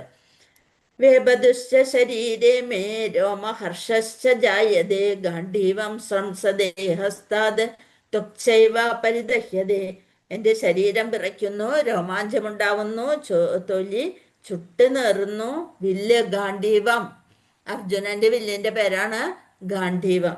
കയ്യിൽ നിന്ന് വഴുതുന്നു, തൊലി ചുട്ട് നേറുന്നു. ഇതൊക്കെയാണ് ഗാണ്ഡീവം എന്ന തൻ്റെ പ്രശസ്തമായ ധനുസ് കയ്യിൽ നിന്ന് വഴുതി താഴെ വീഴുന്നു. ഒരു യോദ്ധാവ് യുദ്ധം കഴിഞ്ഞതിന് ശേഷം മാത്രമാണ് തൻ്റെ ധനുസ് താഴെ വയ്ക്കുക. പക്ഷെ ഇത് അർജുനന് ആകെ ശരീരം കൂടെ വിറച്ചു. ഇവരൊക്കെ മരിച്ചു പോകുമല്ലോ താൻ കാരണം എന്നുള്ളൊരു ചിന്ത വന്നത് കൊണ്ടാണ്. നജശക്നോമ്യവസ്ഥാതും പ്രമദീവച മേ മനഃ നിമിത്താനി തപശ്യാമി വിപരീതാനി കേശവ. എനിക്കിപ്പോൾ ഉറച്ചു നിൽക്കാൻ കൂടി സാധിക്കുന്നില്ല കൃഷ്ണ. ഞാൻ എന്നെ തന്നെ മറന്നു പോകുന്നു, മനസ്സ് ചുറ്റിക്കറങ്ങുന്നു. അല്ലയോ കൃഷ്ണ, കേശവ. കേശി എന്ന അസുരനെ വധിച്ചതുകൊണ്ടാണ് ഭഗവാൻ ശ്രീകൃഷ്ണന് കേശവ എന്നുള്ള നാമം ലഭിച്ചത്. അല്ലയോ കൃഷ്ണ, കേശവ. ദൗർഭാഗ്യ ലക്ഷണങ്ങളാണല്ലോ ഞാൻ എമ്പാടും കാണുന്നത്. എനിക്ക് ദൗർഭാഗ്യ ലക്ഷണങ്ങളാണ് കാണുന്നത് എന്നാണ് പറയുന്നത്. അപ്പൊ അതുകൊണ്ട് ഞാൻ എന്താ വേണ്ടത് ഒരു പിടിയും കിട്ടണില്ല. ശ്രേയോനു പശ്യാമി ഹത്വാ സ്വജനമാഹവേ നകാംക്ഷേ വിജയം കൃഷ്ണ ന രാജ്യം സുഖാനി ച. ബന്ധുക്കളെ യുദ്ധത്തിൽ കൊല്ലുന്നത് കൊണ്ട് എങ്ങനെ എന്ത് സംഭവിക്കും, എന്ത് ഗുണമാണ് എനിക്ക് ഉണ്ടാവുന്നത്, എനിക്ക് മനസ്സിലാകുന്നില്ല കൃഷ്ണ.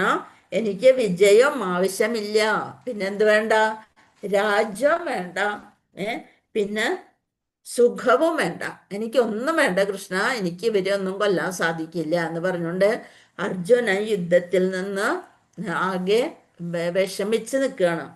അപ്പൊ ബദ്ധരായ ജീവാത്മാക്കളാണ് യഥാർത്ഥമായ പ്രതിപത്തി വിഷ്ണുവിൽ അഥവാ കൃഷ്ണനിലാണെന്ന സത്യം മനസ്സിലാക്കാതെ ഇവിടെ ശാരീരിക ബന്ധങ്ങളില് ആകൃഷ്ടനായിത്തീരുകയാണ്. ഒരു ജീവാത്മാവായ അർജുനനും ശാരീരികമായ ബന്ധത്തില് മനസ്സിലാക്കിക്കൊണ്ട് എന്ത് ചെയ്യണം, തന്നെ തന്നെ മറന്നു പോവുകയാണ് ചെയ്യണത്.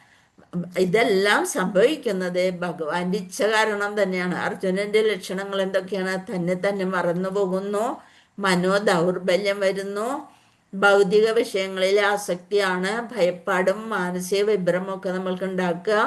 ഒരു ജീവാത്മാവിന്റെ യഥാർത്ഥ സ്വാർത്ഥ താല്പര്യം, നമ്മൾക്കൊക്കെ അങ്ങനെയാണ്, സ്വന്തം കാര്യത്തിലും ക്ഷേമത്തിലുമാണ് നമുക്ക് താല്പര്യം. ഭൗതിക ക്ലേശങ്ങൾ അനുഭവിക്കുന്നു. അതേസമയം കൃഷ്ണനിൽ വന്നു കഴിഞ്ഞാല് എന്താണ്, നമ്മളുടെ ഭയമെല്ലാം തനിയെ മാറും. കിം നോ രാജ്യേന ഗോവിന്ദ കിം ഭോഗേർ ജീവിതേന വാ യേഷാമർത്ഥേ കാംക്ഷിതം നോ രാജ്യം ഭോഗ സുഖാനിജ. എനിക്ക് രാജ്യവും വേണ്ട, ഒരു സുഖവും വേണ്ട എന്നാണ് അർജുനൻ പറയുന്നത്. തമേവ സ്ഥിത യുദ്ധേ പ്രാണാസ്ത്യക്ത ധനാനിച്ച ആചാര്യ പിതര പുത്ര സദൈവ ച പിതാമഹ. ആചാര്യന്മാരെയും പുത്രന്മാരെയും ഒക്കെ കൊല്ലാൻ എനിക്ക് സാധിക്കില്ല. മാതുല ശശുര പൗത്ര സ്യാല സംബന്ധിനസ്തദ ഏതാന്ന ഹന്തുമിച്ഛാമി ഘ്നതോപി മധുസൂദന. അഭിത്രൈലോക്യരാജ്യസ്യ ഹേതോ കിം നോ മഹീകൃതേ നിഹത്യദാർത്തരാഷ്ട്രാന്ന കാ പ്രീതി സ്യാ ജനാർദ്ദന. ഇവരൊക്കെ ഒന്നുകൊണ്ട് എനിക്ക് എന്ത് പ്രീതി ലഭിക്കാനാണ് എന്നാണ് പറയണത്. ഹരേ കൃഷ്ണ. ഹേ ഗോവിന്ദ, രാജ്യം കൊണ്ടും ഭോഗങ്ങൾ കൊണ്ടും ജീവിതം കൊണ്ട് തന്നെ എനിക്കെന്ത് പ്രയോജനം? ആർക്ക് വേണ്ടി ഞാൻ ഇതെല്ലാം ആഗ്രഹിക്കുന്നു? ഈ യുദ്ധം കഴിഞ്ഞു കഴിഞ്ഞാൽ ഇവരൊന്നുമില്ലെങ്കിൽ പിന്നെ ആർക്ക് വേണ്ടിയിട്ടാണ് ഞാൻ ഈ ഇതെല്ലാം ആഗ്രഹിക്കുന്നത്? അവരെല്ലാം സ്വന്തം പ്രാണനും കൂടി ഉപേക്ഷിക്കാൻ തയ്യാറായി ഇതാ രണാങ്കണത്തിൽ യുദ്ധകളത്തിൽ നിൽക്കുന്നു. മധുസൂദന, ഗുരുജനങ്ങൾ, പിതൃപിതാമഹന്മാർ, മക്കൾ, അമ്മാവന്മാർ, ശശുരന്മാർ, ശ്യാലന്മാർ തുടങ്ങിയ ബന്ധുക്കളാണ് ഇങ്ങനെ മുന്നിൽ നിൽക്കുന്നത്. ഞാൻ എന്തിനാ അവരെ കൊല്ലണം? ഇതൊക്കെ ഞാൻ എന്താ ചിന്തിച്ചത്? ഇവരെ കൊന്നിട്ട് എനിക്ക് എന്ത് കിട്ടാനാണ്? അവരെ വധിക്കുന്നതിൽ 3 ലോകം ത്രൈലോക്യം ആകെ നേടുമെന്ന് വന്നാലും അതൊന്നും ഞാൻ അവരോട് യുദ്ധം ചെയ്യാൻ ആളല്ല. പിന്നെ എങ്ങനെയാണ് വെറും മണ്ണിന് വേണ്ടി അവരെ കൊല്ലാൻ സാധിക്കുക? ജനാർദ്ദന, ധാർത്തരാഷ്ട്രന്മാരെ ഹിംസിച്ചിട്ട് ഞങ്ങൾക്ക് എന്ത് സുഖം നേടാനാണ്? അപ്പൊ എന്തുകൊണ്ടാണ് ഗോവിന്ദ എന്ന് ഭഗവാനെ വിളിക്കാൻ കാരണം എന്നാണ് ചോദിക്കുന്നത്. ഗോക്കൾക്കും ഇന്ദ്രിയങ്ങൾക്കും ആനന്ദം പ്രദാനം ചെയ്യുന്നു എന്നർത്ഥമുള്ള ഗോവിന്ദൻ. ഗോക്കൾക്കും ഇന്ദ്രിയങ്ങൾക്കും ആനന്ദം പ്രദാനം ചെയ്യുന്നു എന്നർത്ഥമുള്ള ഗോവിന്ദ എന്ന പദം കൊണ്ടാണ് ഇവിടെ അർജുനൻ കൃഷ്ണനെ സംബോധന ചെയ്യുന്നത്. ഇപ്പൊ ഗോവിന്ദന്റെ അർത്ഥം ഗോക്കൾക്കും ഇന്ദ്രിയങ്ങൾക്കും ആനന്ദം പ്രദാനം ചെയ്യുന്നു. സാരവത്താണ് ഈ വാക്ക്. ഗോവിന്ദ എന്ന പദം കൊണ്ട് ഉദ്ദേശിക്കുന്ന നമ്മുടെ ഇന്ദ്രിയ സംതൃപ്തിയല്ല, എങ്കിലും ഗോവിന്ദന്റെ ഇന്ദ്രിയ സന്ദർപ്പണത്തിന് തൃപ്തി അടഞ്ഞുകൊള്ളും ശ്രമിക്കുന്നതായാല് നമ്മുടെ ഇന്ദ്രിയങ്ങള് സ്വാഭാവികമായി തൃപ്തി അടയും. നമ്മള് നമ്മുടെ ഇന്ദ്രിയങ്ങളെ സന്തോഷിപ്പിക്കാനല്ല ചെയ്യേണ്ടത്, ഗോവിന്ദനായ ഭഗവാൻ എൻ്റെ ഇന്ദ്രിയങ്ങളെ സന്തോഷിപ്പിക്കുന്ന തരത്തിലായിരിക്കണം നമ്മൾ പ്രവൃത്തി ചെയ്യേണ്ടത്. അർഹിക്കുന്ന തോതിലാണ് ഇന്ദ്രിയ തൃപ്തി നൽകുന്നത്. അപ്പൊ സ്വതേ ഭഗവത് ഭക്തനായ അർജുനൻ ദുഷ്ടന്മാരായ ബന്ധുക്കളോട് പക വീട്ടാനൊന്നും, ബന്ധുക്കളൊക്കെ ദുഷ്ടന്മാരാണെന്ന് അർജുനന് നന്നായി അറിയാം, അവരോട് പക വീട്ടാനൊന്നും അർജുനന് താല്പര്യമില്ല. പക്ഷേ ഭഗവാൻ ഇവരോട് ഒരിക്കലും പൊറുക്കില്ല. ഭഗവാന്റെ ഇച്ഛപ്രകാരമാണ് ഇവിടെ യുദ്ധം നടക്കാൻ പോണത്. ഭഗവാൻ ഒരിക്കലും സ്വന്തം ഭക്തരെ ദ്രോഹിച്ച ദുഷ്ടന്മാരോട് ഭഗവാൻ ഒരിക്കലും സഹിക്കില്ല. ദ്രോഹം ഭഗവാൻ ഒരിക്കലും പൊറുക്കില്ല. അതുകൊണ്ട് അർജുന ശത്രുക്കളെ വെറുതെ വിടാനാണ് ഇഷ്ടപ്പെട്ടെങ്കിലും കൃഷ്ണനാണെങ്കിൽ അവരെ കൊല്ലാൻ തന്നെ തീരുമാനിച്ചിരിക്കുന്നു. ഭഗവാൻ ഒരാളെ ഉപദ്രവിക്കണം എന്ന് തോന്നിയാൽ ആർക്കും അവരെ രക്ഷപ്പെടുത്താൻ സാധിക്കില്ല. അതേസമയം ഭഗവാൻ ഒരാളെ രക്ഷപ്പെടുത്തണം എന്ന് വിചാരിച്ചിട്ടുണ്ടെങ്കിൽ ആർക്കും അവരെ നശിപ്പിക്കാനും സാധിക്കില്ല. അതാണ് പാപമേവാശ്രയദേസ്മാൻ ഹത്വൈതാനാദതായിന തസ്മാൻ അർഹ വയം ഹന്തും ധാർത്തരാഷ്ട്രാൻ സബാന്ധവാൻ സ്വജനം ഹി കഥം ഹത്വാ സുഖിനസ്യാമ മാധവ. അപ്പൊ എന്താണ് പറയുന്നത്? അക്രമികളായ ഇവരെ കൊന്നാൽ ഞങ്ങൾക്ക് പാപമായിരിക്കും നേട്ടം. അക്രമികളായ ഇവരെ കൊന്നു കഴിഞ്ഞാൽ പാപമായിരിക്കും നേട്ടം. ധൃതരാഷ്ട്രപുത്രന്മാരും സുഹൃത്തുക്കളും ഹിംസിക്കുക എന്നത് നമ്മൾക്ക് ഉചിതമല്ല. അർജുന വീണ്ടും ഓരോരോ കാര്യങ്ങൾ നിരത്താണ് ഭഗവാന്റെ മുന്നില്. അല്ലയോ മാധവ, മാധവ ലക്ഷ്മിപതി, സ്വന്തം ബന്ധുക്കളെ കൊന്നിട്ട് എന്ത് നേടാനാണ്? ഞങ്ങൾക്ക് എങ്ങനെ സുഖിക്കാൻ കഴിയും എന്നാണ് ചോദിക്കുന്നത്. അപ്പൊ അടുത്തതിൽ നോക്കാം. വൈദിക പ്രമാണം അനുസരിച്ച് അക്രമികൾ 6 കൂട്ടരുണ്ട്. ആ ഭാവാർത്ഥം ഒന്ന് ശ്രദ്ധിക്കാം. വൈദിക പ്രമാണം അനുസരിച്ച് അക്രമികൾ 6 കൂട്ടരുണ്ട്. 6 തരത്തിലുള്ള അക്രമികളുണ്ട്. അവരൊന്നും ദയ അർഹിക്കാത്തവരാണ്. അതാണ് അക്രമികൾ എന്ന് പറയുന്നത്. വിഷം കൊടുക്കുന്നവൻ, വീടിന് തീ വയ്ക്കുന്നവൻ, മാരകായുധങ്ങൾ കൊണ്ട് ആക്രമിക്കുന്നവൻ, സ്വത്ത് കൊള്ളയടിക്കുന്നവൻ, ഭൂമി കയ്യേറുന്നവൻ, അന്യന്റെ ഭാര്യയെ അപഹരിക്കുന്നവൻ. ഇങ്ങനെ 6 തരത്തിലുള്ള അക്രമികളുണ്ട്. ആരൊക്കെയാണ്? വിഷം കൊടുക്കുന്നവൻ, മറ്റുള്ളവർക്ക് വിഷം കൊടുക്കുക. ഇതിവിടെ കൗരവര് ഭീമന് വിഷം കൊടുത്തിട്ടുണ്ട്. അപ്പൊ അവര് അക്രമികളിൽ പെട്ടവരാണ്. പിന്നെ വീട് തീ വയ്ക്കുന്നവർ, അരക്കില്ലത്തിന് തീ വെച്ചതാണ് അവര്. പാണ്ഡവര് താമസിക്കുന്ന അരക്കില്ലത്തിന് തീ വയ്ക്കാൻ തുനിഞ്ഞവരാണ്, തീ വെച്ചവരാണ്. അപ്പൊ വീട് തീ വയ്ക്കുന്നവര് അക്രമികളാണ്. മാരക ആയുധങ്ങൾ കൊണ്ട് ആക്രമിക്കുന്നവർ, ഇവരെ കൗരവരെ പാണ്ഡവരെ വല്ലാതെ മാരക ആയുധങ്ങൾ കൊണ്ട് ആക്രമിച്ചിട്ടുണ്ട്, അതും അക്രമിയാണ്. സ്വത്ത് കൊള്ളയടിക്കുന്നവൻ, ഇവര് രാജ്യം തന്നെ കൊള്ളയടിച്ചു വെച്ചിരിക്കുകയാണ്. അപ്പൊ കൗരവര് അക്രമികളിൽ വിടുന്നു. സ്വത്ത് കൊള്ളയടിക്കുന്നവർ, ഭൂമി കയ്യേറുന്നവർ. ഹരേ കൃഷ്ണ. എന്തെങ്കിലും സംശയം ഉണ്ടോ? സത്യവതി മാതാജി വല്ലതും പറയാൻ ഉണ്ടോ? ഹരേ കൃഷ്ണ. കേൾക്കണില്ലേ പറയണത്? കേൾക്കണ്ട്. ഹരേ കൃഷ്ണ. വിഷം കൊടുക്കുന്നവൻ, വീട് തീ വയ്ക്കുന്നവൻ, മാരകായുധങ്ങൾ കൊണ്ട് ആക്രമിക്കുന്നവൻ, സ്വത്ത് കൊള്ളയടിക്കുന്നവൻ, ഭൂമി കയ്യേറുന്നവൻ, അന്യന്റെ ഭാര്യയെ അപഹരിക്കുന്നവർ. ഇവരൊക്കെ അത്തരം അക്രമികളെ ഉടനെ വധിക്കണം. ഇവരാണ് 6 തരത്തിലുള്ള അക്രമികള്. അവരെ ഉടനെ വധിക്കണം എന്നുള്ളതാണ്. അപ്പൊ അതുകൊണ്ട് ഇവിടെ പാപമില്ല. ഏത് സാധാരണക്കാരനും അനുയോജ്യമായ കർമ്മമാണിത്. ഏത് സാധാരണക്കാരായാലും അതിന് അനുയോജ്യമായ കർമ്മമാണിത്.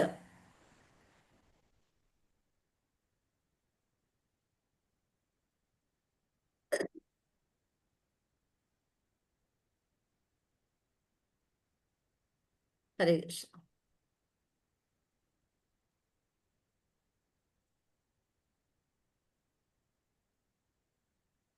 ഹരേ കൃഷ്ണ. അർജുനൻ ബന്ധുക്കളെ കൊന്ന് രാജ്യം ആസ്വദിക്കാനൊന്നും ആഗ്രഹിക്കുന്നില്ല. കൃഷ്ണന്റെ നിർദ്ദേശം അനുസരിച്ച് യുദ്ധക്കളത്തിൽ വീണ് മരിക്കുന്നവൻ, ലൗകിക ജീവിതം ത്യജിച്ച് ആധ്യാത്മിക സംസ്കാരത്തിന് സ്വയം സമർപ്പിച്ചവനുമൊക്കെ സൗരമണ്ഡലത്തിലുള്ളതാണ്. ജീവിതത്തിൽ സൂഹിക്കാൻ കഴിയില്ല. ബന്ധുക്കളെ കൊന്നിട്ട് ഇതൊക്കെയാണ് നമ്മുടെ അർജുനൻ നിരത്തിയ വാദങ്ങൾ. യുദ്ധത്തിനൊരുങ്ങുന്നില്ല. വിശപ്പ് തോന്നാത്ത ഒരാൾ ഭക്ഷണം പാകം ചെയ്യാൻ ഇഷ്ടപ്പെടാത്തതുപോലെ രാജ്യം കിട്ടിയില്ലേലും വേണ്ടില്ല, കാട്ടിൽ പോകാന്നൊക്കെ ഉള്ള വിചാരം വന്നതാണ്. അർജുനന്റെ കാര്യങ്ങളാണ് ശ്രദ്ധയിൽ പറയണത്. അപ്പൊ എന്താണ് വേണ്ടത്? നമ്മൾ പറയണത് അർജുനൻ ഒരു സാമാന്യ മനുഷ്യനല്ല, സ്വഭാവേന സാത്വികനാണ്. അപ്പൊ ഈ 6 തരത്തിലുള്ള കൃമികളെ കൊന്നതിനെ വധിച്ചാല് പാപം ഉണ്ടാവില്ല എന്നാണ് പറയുന്നത്. ഇവിടെ ഐശ്വര്യദേവതയുടെ നാഥൻ എന്നർത്ഥമാണ് മാധവൻ എന്നുള്ളതിൻ്റെ അർത്ഥം. ഐശ്വര്യദേവതയുടെ നാഥൻ മാധവൻ. മാധവൻ നാമം അവിടെ കൃഷ്ണനെ പറ്റി ഉപയോഗിച്ച വെറുതെ അല്ല. ഭാഗ്യദേവതയുടെ നാഥനായ കൃഷ്ണൻ നിർഭാഗ്യത്തിൽ കലാശിക്കുന്ന ഒരു പ്രവൃത്തി ചെയ്യാൻ തന്നെ പ്രേരിപ്പിക്കരുതെന്ന് അർജുനൻ കൃഷ്ണനോട് യാചിക്കാണ് ചെയ്യണം. അപ്പൊ വിളിക്കുന്ന പേരാണ് മാധവ എന്നുള്ളത്. അപ്പൊ ഇനി 37 തുടങ്ങി ഉള്ളത് ശ്ലോകം നോക്കാം. യത്യപ്യേതന പശ്യന്തി ലോഭോപഹത ചേതസ കുലക്ഷയകൃതം ദോഷം മിത്രദ്രോഹേ ച പാതകം കഥം നാജ്ഞേയമസ്മാഭി പാപാദസ്മാന്യവർത്തിതം കുലക്ഷയകൃതം ദോഷം പ്രാപശ്യദ്ഭിർജനാർദ്ദന. ജനാർദ്ദന, ലോഭാവേശം കൊണ്ട് ഇവർ ബന്ധുഹിംസയിലും സുഹൃത്തുക്കളോട് പൊരുതുന്നതിലും ദോഷം കാണുന്നില്ലെങ്കിലും കുലക്ഷയത്തിൽ നിന്നുണ്ടാകുന്ന ആപത്തുകളെ കുറിച്ചുള്ള കുറിച്ചറിവുള്ള നമ്മൾ ഈ പാപകർമ്മങ്ങളിൽ എന്തിന് വ്യാപൃതരാവണം? ഇനി കുലക്ഷയം വരില്ലേ? എന്തൊക്കെയാണ് നാശങ്ങൾ ഇനി ഇതിൻ്റെ മുകളിൽ വരാൻ പോണത്? അപ്പം അതുകൊണ്ട് ഭഗവാനെ എനിക്ക് അതും ശ്രദ്ധിക്കണ്ടേ? നമ്മുടെ കുലമല്ലേ നശിച്ചു പോവുക എന്ന് പറയണ. അപ്പൊ എതിർകക്ഷി ചൂതാട്ടത്തിനോ യുദ്ധത്തിനോ ക്ഷണിച്ചാൽ ക്ഷത്രിയൻ ഒഴിഞ്ഞു മാറരുതെന്നും ഒരു നിയമമുണ്ട്. ഇവിടെ ശരിക്കും കൗരവരെ യുദ്ധത്തിന് ക്ഷണിച്ചിരിക്കുകയാണ്. അപ്പൊ അർജുനന് ഇത് വെല്ലുവിളി ഏറ്റെടുക്കാതെ തിരിഞ്ഞു പോകാനും സാധിക്കില്ല. അർജുനൻ ആ ദുഷ്ഫലങ്ങളെ മുഴുവൻ കാണുന്നത് കൊണ്ട് അദ്ദേഹത്തിന് വെല്ലുവിളി സ്വീകരിക്കാനും കഴിയുന്നില്ല. അപ്പോൾ കടപ്പാട് നിറവേറ്റേണ്ടതാണ്. ഫലം മറിച്ചായാൽ ആരും അതിന് ബാധ്യസ്ഥരല്ല. ഇങ്ങനെ ഇരുവശവും ചിന്തിച്ചു നോക്കിക്കൊണ്ടാണ് അർജുനൻ യുദ്ധം ചെയ്യേണ്ട, അതിനേലും നല്ലത് കാട്ടിൽ പോയി ഏകാന്ത ജീവിതം നയിക്കാനാണ് വിചാരിച്ചിരിക്കുന്നത് എന്ന് വിചാരിച്ചുകൊണ്ട് വിശപ്പ് തോന്നുന്നില്ല, അതുകൊണ്ട് ഭക്ഷണം വേണ്ട എന്ന് പറയുന്നത് പോലെയാണ്. ഇപ്പം എനിക്ക് ഈ രാജ്യം കിട്ടിയില്ലെങ്കിലും ഒരു കുഴപ്പമില്ല, ഞാൻ യുദ്ധം ചെയ്യാൻ ആഗ്രഹിക്കുന്നില്ല എന്നാണ് ഇവിടെ അർജുനൻ തീരുമാനിക്കുന്നത്. അതിന് വീണ്ടും വീണ്ടും ഓരോ കാരണങ്ങളെ അർജുനൻ നിരത്തിക്കൊണ്ടിരിക്കുകയാണ്. കുലക്ഷയെ പ്രണശ്യന്തി കുലധർമാ സനാതന ധർമ്മേ നഷ്ടേ കുലം കൃഷ്ണം അധർമ്മോ അഭിഭവത്യുത. കുലം നശിച്ചു കഴിഞ്ഞാൽ എന്ത് ചെയ്യും? വംശം നശിക്കുന്നതോടുകൂടി ഏറെക്കാലമായി പുലർത്തിപ്പോന്ന കുലധർമ്മങ്ങളും നശിക്കും. അങ്ങനെ ധർമ്മം നശിക്കുമ്പോൾ എന്ത് സംഭവിക്കും? വംശത്തിൽ ശേഷിക്കുന്നവര് അധാർമിക പ്രവൃത്തികളിൽ ഏർപ്പെടും. അതുകൊണ്ട് അതിനേലും നല്ലത് എന്താണ്? ഇത് വരാതെ നോക്കേണ്ടതല്ലേ എന്നാണ് ചോദിക്കുന്നത്.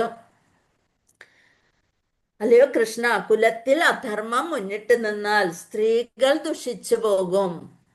അപ്പൊ എല്ലാ ഭർത്താക്കന്മാരൊക്കെ യുദ്ധത്തിൽ മരിച്ചുപോയി, സ്ത്രീകൾ മാത്രം ഉള്ളെന്നുണ്ടെങ്കിൽ പിന്നെ അവരെ ഏറ്റെടുക്കാനും അവരെ തെറ്റായ രീതിയിലേക്ക് നയിക്കാനും ആളുകൾക്ക് വന്നുകൂടും. അപ്പൊ അതുകൊണ്ട് അധർമ്മം മുന്നിട്ട് നിൽക്കും. അപ്പൊ ജീവിക്കേണ്ടേ എന്നുള്ള രീതിയിൽ സ്ത്രീകളൊക്കെ ദുഷിച്ചു പോകും. അല്ലയോ വൃഷ്ണികുലത്തിൽ പിറന്നവനെ, വൃഷ്ണികുലത്തിൽ പിറന്നവനാണ് ശ്രീകൃഷ്ണൻ. അതുകൊണ്ട് വാർഷ്ണവൻ എന്ന് പറയും കൃഷ്ണനെ. വാർഷ്ണവനെ, സ്ത്രീത്വം ദുഷിച്ചാൽ ആർക്കും വേണ്ടാത്ത കുട്ടികൾ ജനിക്കുന്നു. അച്ഛൻ ആരെന്നറിയാത്ത കുട്ടികൾ സമൂഹത്തിൽ ഉണ്ടാവും. അതെല്ലാം നമ്മൾ നോക്കണ്ടേ? നമ്മുടെ കുലമല്ലേ എന്നൊക്കെ ഓരോരോ ന്യായങ്ങള് അർജുനൻ കൃഷ്ണന് മുന്നിൽ നിരത്തുകയാണ്. സമൂഹത്തിൽ സജ്ജനങ്ങൾ കൂടുതൽ ഉണ്ടാവണം, അല്ലെന്നുണ്ടെങ്കിൽ അവരുടെ ഐശ്വര്യത്തിനും സമാധാനത്തിനും ആത്മീയ വിശ്വാസത്തിനും കൂടുതൽ സജ്ജനങ്ങൾ വേണം. ആ സജ്ജനങ്ങൾ ഇല്ലാതായാൽ എന്ത് സംഭവിക്കും? ദുർജനങ്ങൾ കൂടും. ജനസമൂഹം സ്ത്രീകളുടെ ചാരിത്രത്തെയും വിശ്വാസ്യതയെയും ആശ്രയിച്ച് നിലനിൽക്കുന്നു. കുട്ടികൾ പിഴച്ചു പോകാൻ എളുപ്പമാണ്, സ്ത്രീകൾ അധപ്പതിക്കാൻ അത്ര തന്നെ എളുപ്പമുണ്ട്. അതുകൊണ്ട് കുട്ടികളെയും സ്ത്രീകളെയും കുലത്തിലെ പ്രായം ചെന്നവരാണ് രക്ഷിക്കേണ്ടത്. വിവിധങ്ങളായ മതാചാരങ്ങളിൽ ഏർപ്പെട്ടുകൊണ്ട് കഴിയുന്ന സ്ത്രീകൾ വഴി പിഴച്ചു പോകാൻ സാധ്യതയുണ്ട്. അതുകൊണ്ട് പാതിവ്രത്യവും ഭക്തിയും കൊണ്ട് വർണ്ണാശ്രമ വ്യവസ്ഥയിൽ തകർന്നാല് സ്ത്രീകൾ സ്വതന്ത്രമായി പുരുഷന്മാരുമായി ഇടപെടാനായിട്ടുള്ള സാഹചര്യം ഉണ്ടാവും. അങ്ങനെ അനാവശ്യമായ ജനപ്പെരുപ്പമുണ്ടാവും. ഉത്തരവാദിത്തമില്ലാത്ത പുരുഷന്മാരും സമൂഹത്തിൽ വ്യഭിചാര ആസക്തി വളർത്തി ജനപ്പെരുപ്പത്തിന്, അങ്ങനെ ധാരാളം കുട്ടികളുണ്ടായി ജനപ്പെരുപ്പത്തിന് വഴിവെക്കും. അപ്പൊ യുദ്ധവും പകർച്ചവ്യാധിയും അടിക്കടി ക്ഷയിപ്പിക്കാൻ തുടങ്ങും. ഇങ്ങനെ ഓരോരോ കാരണങ്ങൾ പറയണം.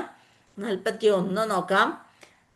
സംകരോ നരകായൈവ കുലജ്ഞാനം കുലസ്യ ച പതന്തി പിതരോ ഹ്യേഷാം ലുപ്തപിണ്ഡോദകക്രിയ.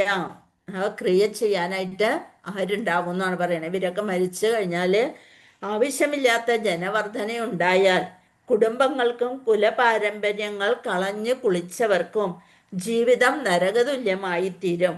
അധപ്പതിച്ച കുടുംബങ്ങളിലെ പിതൃക്കൾ കാലം തോറും പിണ്ടമോ ഉദകക്രിയയോ ലഭിക്കാതെ അധപ്പതിക്കും. അപ്പൊ പുരുഷന്മാര് സമൂഹത്തിൽ കുറഞ്ഞാല്, വീടുകളിൽ കുറഞ്ഞു കഴിഞ്ഞാല് അവർക്ക് പിണ്ടക്രിയ നടത്താൻ പോലും ആരുമില്ലാത്ത അവസ്ഥയാകും. അപ്പൊ അതുകൊണ്ട് ഈ കർത്തവ്യങ്ങളെല്ലാം ത്യജിച്ചു പോകും. കാമ്യവിദ്യം പിതൃക്കൾക്ക് യഥാകാലം പിണ്ടോദക പ്രക്രിയ ആവശ്യമുണ്ട്. ഇത് ചെയ്യുന്നത് വിഷ്ണു പൂജയിലൂടെയാണ്, ഭഗവാനെ അർപ്പിച്ചുകൊണ്ടാണ് അത് ചെയ്യുക. അപ്പൊ വിഷ്ണു പ്രസാദം കഴിച്ചാൽ സർവ്വ പാപങ്ങളിൽ നിന്നും മോചനം ലഭിക്കും. പിതൃക്കൾ പല ദോഷപാപ ഫലങ്ങളിൽ കഷ്ടപ്പെടുകയായിരിക്കും. അപ്പൊ അവരുടെ മക്കളൊക്കെ ഇങ്ങനെ യുദ്ധത്തിൽ മരിച്ചു പോയാല് അവരുടെ പൂജ ചെയ്യാൻ ആരുണ്ടാവും എന്നാണ് ചോദിക്കുന്നത്.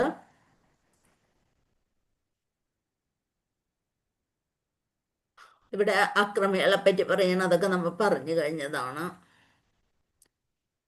എന്താണ് പറയണത്? കുലവംശം നശിക്കുന്നതോടുകൂടി കുലധർമ്മങ്ങൾ നശിക്കുന്നു. വംശത്തിൽ ശേഷിക്കുന്നവർ അധാർമിക കൃത്യത്തിൽ ഏർപ്പെടുന്നു. പിന്നെ തലമുതിർന്നവരുടെ ചുമതല എന്താന്ന് വെച്ചാൽ ജനനം മുതൽ മരണം വരെ തുടരുന്ന ശുദ്ധീകരണ പ്രക്രിയകൾ നടത്തുക. മൃതി അടഞ്ഞാൽ ശുദ്ധീകരണത്തിന് വേണ്ടിയുള്ള കുടുംബ ആചാരങ്ങൾ നിലച്ചു പോകും. ഇളം തലമുറക്കാരാണ് ഇതൊക്കെ ചെയ്യേണ്ടത്. അവിടെ അധാർമിക സ്വഭാവം കൈക്കൊള്ളും.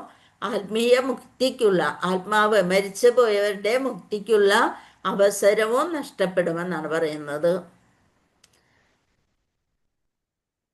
ഇവിടെ ഷോഡശ സംസ്കാരത്തിനെ പറ്റിയാണ് അടുത്ത സ്ലൈഡിൽ പറയുന്നത്. ഗർഭധാനം, പുംസവനം, സീമന്തം, ജതകർമ്മം, നാമകരണം, ഇതിൽ കുറേ കാര്യങ്ങളൊക്കെ നമ്മൾ നമ്മുടെ ഇതിൽ ചെയ്യുന്നുണ്ട്. അതേപോലെ നാമകരണവും നിഷ്ക്രമണം, അന്നപ്രാശനം, ആദ്യമായി കുട്ടിക്ക് ഭക്ഷണം കൊടുക്കുന്നതിനാണ് അന്നപ്രശ്നം. ചുടുകരണം, ആദ്യമായി മുടി മുറിക്കുന്നത് ചൂടകരണം.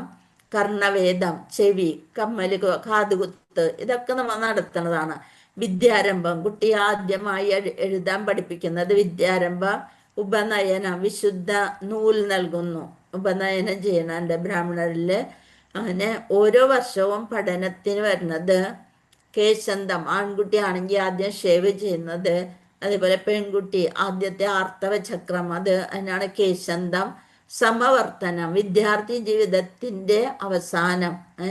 പിന്നെ വിവാഹം, അത് കല്യാണ, അന്ത്യേഷ്ടി സംസ്കാരം, അന്ത്യകർമ്മങ്ങൾ നടത്തുന്നത്. അങ്ങനെ ഷോഡശ സംസ്കാരം എന്നാണ് പറയുക. 16 സംസ്കാരങ്ങൾ ഉള്ളതിനാണ് ഷോഡശ സംസ്കാരം എന്ന് പറഞ്ഞ ഒരു ബുക്ക് തന്നെ ഉണ്ട്. അതിൽ 40 സംസ്കാരങ്ങളുണ്ട്. അതിൽ പ്രധാനമായിട്ടുള്ളതാണ് 16 സംസ്കാരങ്ങൾ. അതാണ് ഷോഡശ സംസ്കാരം. ഇതെല്ലാം പലതും നമ്മൾ നടത്തുന്നത് തന്നെയാണ്. സമൂഹത്തിന്റെ നാശം, തല മുതിർന്നവരെ ഹനിച്ചാൽ കുലവംശം സംഭവിക്കുന്നു, കുലധർമ്മങ്ങൾ നശിക്കുന്നു, കുലത്തിൽ അധർമ്മം മുന്നിട്ട് നിൽക്കുന്നു, സ്ത്രീകൾ നശിച്ചു പോകുന്നു. അതെല്ലാം നമ്മൾ പറഞ്ഞു. വേണ്ടാത്ത കുട്ടികൾ ജനിക്കുന്നു. എല്ലാ തരത്തിലുള്ള സാമൂഹ്യ പുരോഗമനവും നശിച്ചു പോകും. ഇനി ഇവിടെ നോക്കാം നമുക്ക്. ദോഷൈകൈതേ കുലജ്ഞാനം വർണ്ണസങ്കരകാരകൈ ഉത്സാദ്യതേ ജാതിധർമ്മ കുലധർമാശ്ച ശാശ്വത. കുടുംബ പാരമ്പര്യം നശിപ്പിക്കുന്നവരുടെ ദുഷ്കർമ്മങ്ങളാൽ ആർക്കും വേണ്ടാത്ത കുട്ടികൾ ഉണ്ടാകുന്നു. തന്മൂലം എല്ലാ തരത്തിലുള്ള സാമൂഹ്യ പുരോഗമന പ്രവർത്തനങ്ങളും നശിക്കുന്നു. ക്ഷേമ പ്രവർത്തനങ്ങളും പാടെ നശിച്ചു പോകുന്നു. 43 ഉത്സന്നകുലധർമാണാം മനുഷ്യാണാം ജനാർദ്ദന നരകേ നിയതം വാസോ ഭവതീത്യ അനുശുശ്രുമ. അല്ലയോ ജനാർദ്ദന, കുലധർമ്മങ്ങൾ നശിപ്പിക്കുന്നവർക്ക് എന്നും നരകത്തിൽ ജീവിക്കേണ്ടി വരുമെന്ന് ഗുരു പരമ്പര വഴി അറിഞ്ഞിട്ടുണ്ട്. അതുകൊണ്ട് കുലധർമ്മങ്ങൾ നശിപ്പിക്കാതെ നോക്കണം എന്നാണ് ഇവിടെ കൃഷ്ണനോട് പറയുന്നത്. 44 അഹോബത മഹത്പാപം കർത്തം വ്യവസിത വയം യത് രാജ്യസുഖലോഭേന ഹന്തും സ്വജനമുദ്യത. കഷ്ടം, എന്തൊരു മഹാപാപത്തിനാണ്. അതുകൊണ്ട് ഞാൻ എന്തൊരു പാപത്തിനാണ് ഇറങ്ങി പുറപ്പെട്ടത്. രാജ്യം നേടി സുഖിക്കാൻ വേണ്ടിയിട്ട് സ്വജനങ്ങളെ കൊല്ലാമോ? യതിമാമ പ്രതീകാരം അശസ്ത്രം ശസ്ത്രപാണയ യഥാർത്ഥ രാഷ്ട്രാരണേ ഹന്യുസ്തസ്മേ ക്ഷേമധരം ഭവേത്. അപ്പൊ അർജുനന്റെ അവസ്ഥയാണ് ഇവിടെ കാണിക്കുന്നത്. ധൃതരാഷ്ട്രന്മാരോട് പൊരുന്നതിൽ ഭേദം നിരായുധനായി പ്രതിരോധത്തിന് ഒരുങ്ങാതെ നിൽക്കുന്ന എന്നെ അവർ കൊല്ലട്ടെ. ഞാൻ അസ്ത്രവും ഇതെല്ലാം താഴെ വെച്ച് കഴിഞ്ഞാല് അവരെന്നെ കൊന്നോട്ടെ എന്നുള്ളൊരു തീരുമാനത്തിലാണ് അവസാനം അർജുനൻ എത്തുന്നത്. സഞ്ജയ് ഉവാച ഏവ മുക്ത്യാർജുന സംഖ്യേ രഥോപസ്ഥാവു ഭവിഷത് വിസൃജ ശശരം ചാപം ശോക സംവിഘ്ന മാനസ. സഞ്ജയൻ പറഞ്ഞു, അർജുനൻ രഥാങ്കണത്തിൽ വെച്ച് ഇത്രയും പറഞ്ഞിട്ട് വില്ലും ശരങ്ങളും താഴെയിട്ട് അത്യന്തം ദുഃഖിതനായി തേരിൽ ഇരിപ്പായി. അതായത് പക്ഷത്തെ സൈന്യസന്നാഹം നിരീക്ഷിക്കാനായി എഴുന്നേറ്റുന്ന അർജുനൻ അത്യന്തം ദുഃഖിതനായി തീർന്ന് അമ്പും വില്ലും താഴെ വെച്ച് ഇരിക്കുകയാണ്. അത് അർജുനന്റെ ഏറ്റവും വലിയ സ്വഭാവത്തിന്റെ മഹിമ എന്താന്ന് വെച്ചാൽ ദയാലുവും മൃദുല ഹൃദയനും ഭഗവത് സേവാ നിരതനുമായ അദ്ദേഹം ആത്മജ്ഞാനത്തിന് അർഹൻ തന്നെയാണ് എന്നാണ് പറയുന്നത്.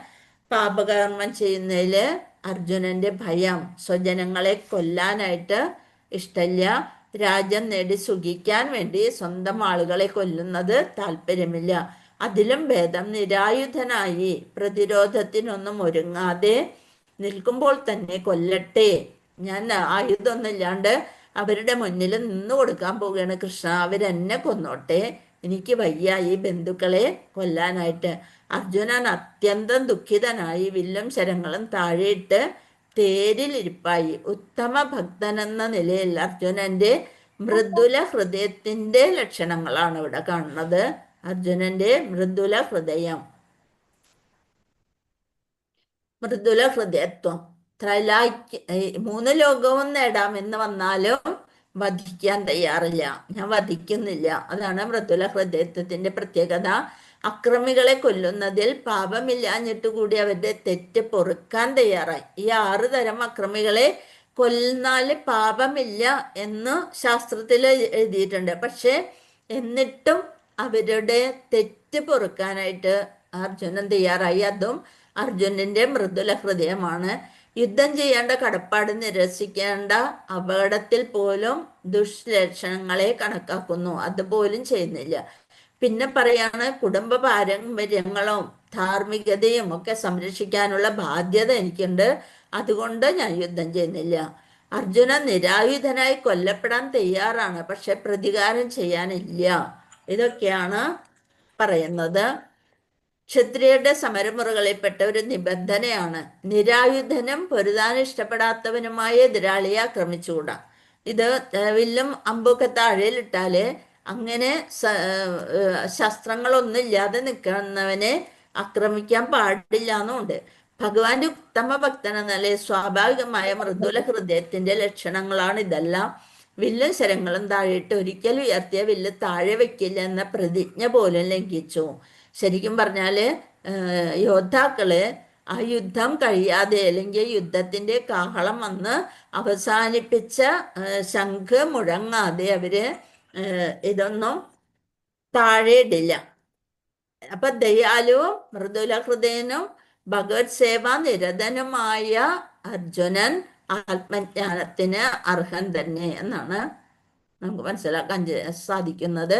ഇതാണ് അധ്യായം 1 സംഗ്രഹം.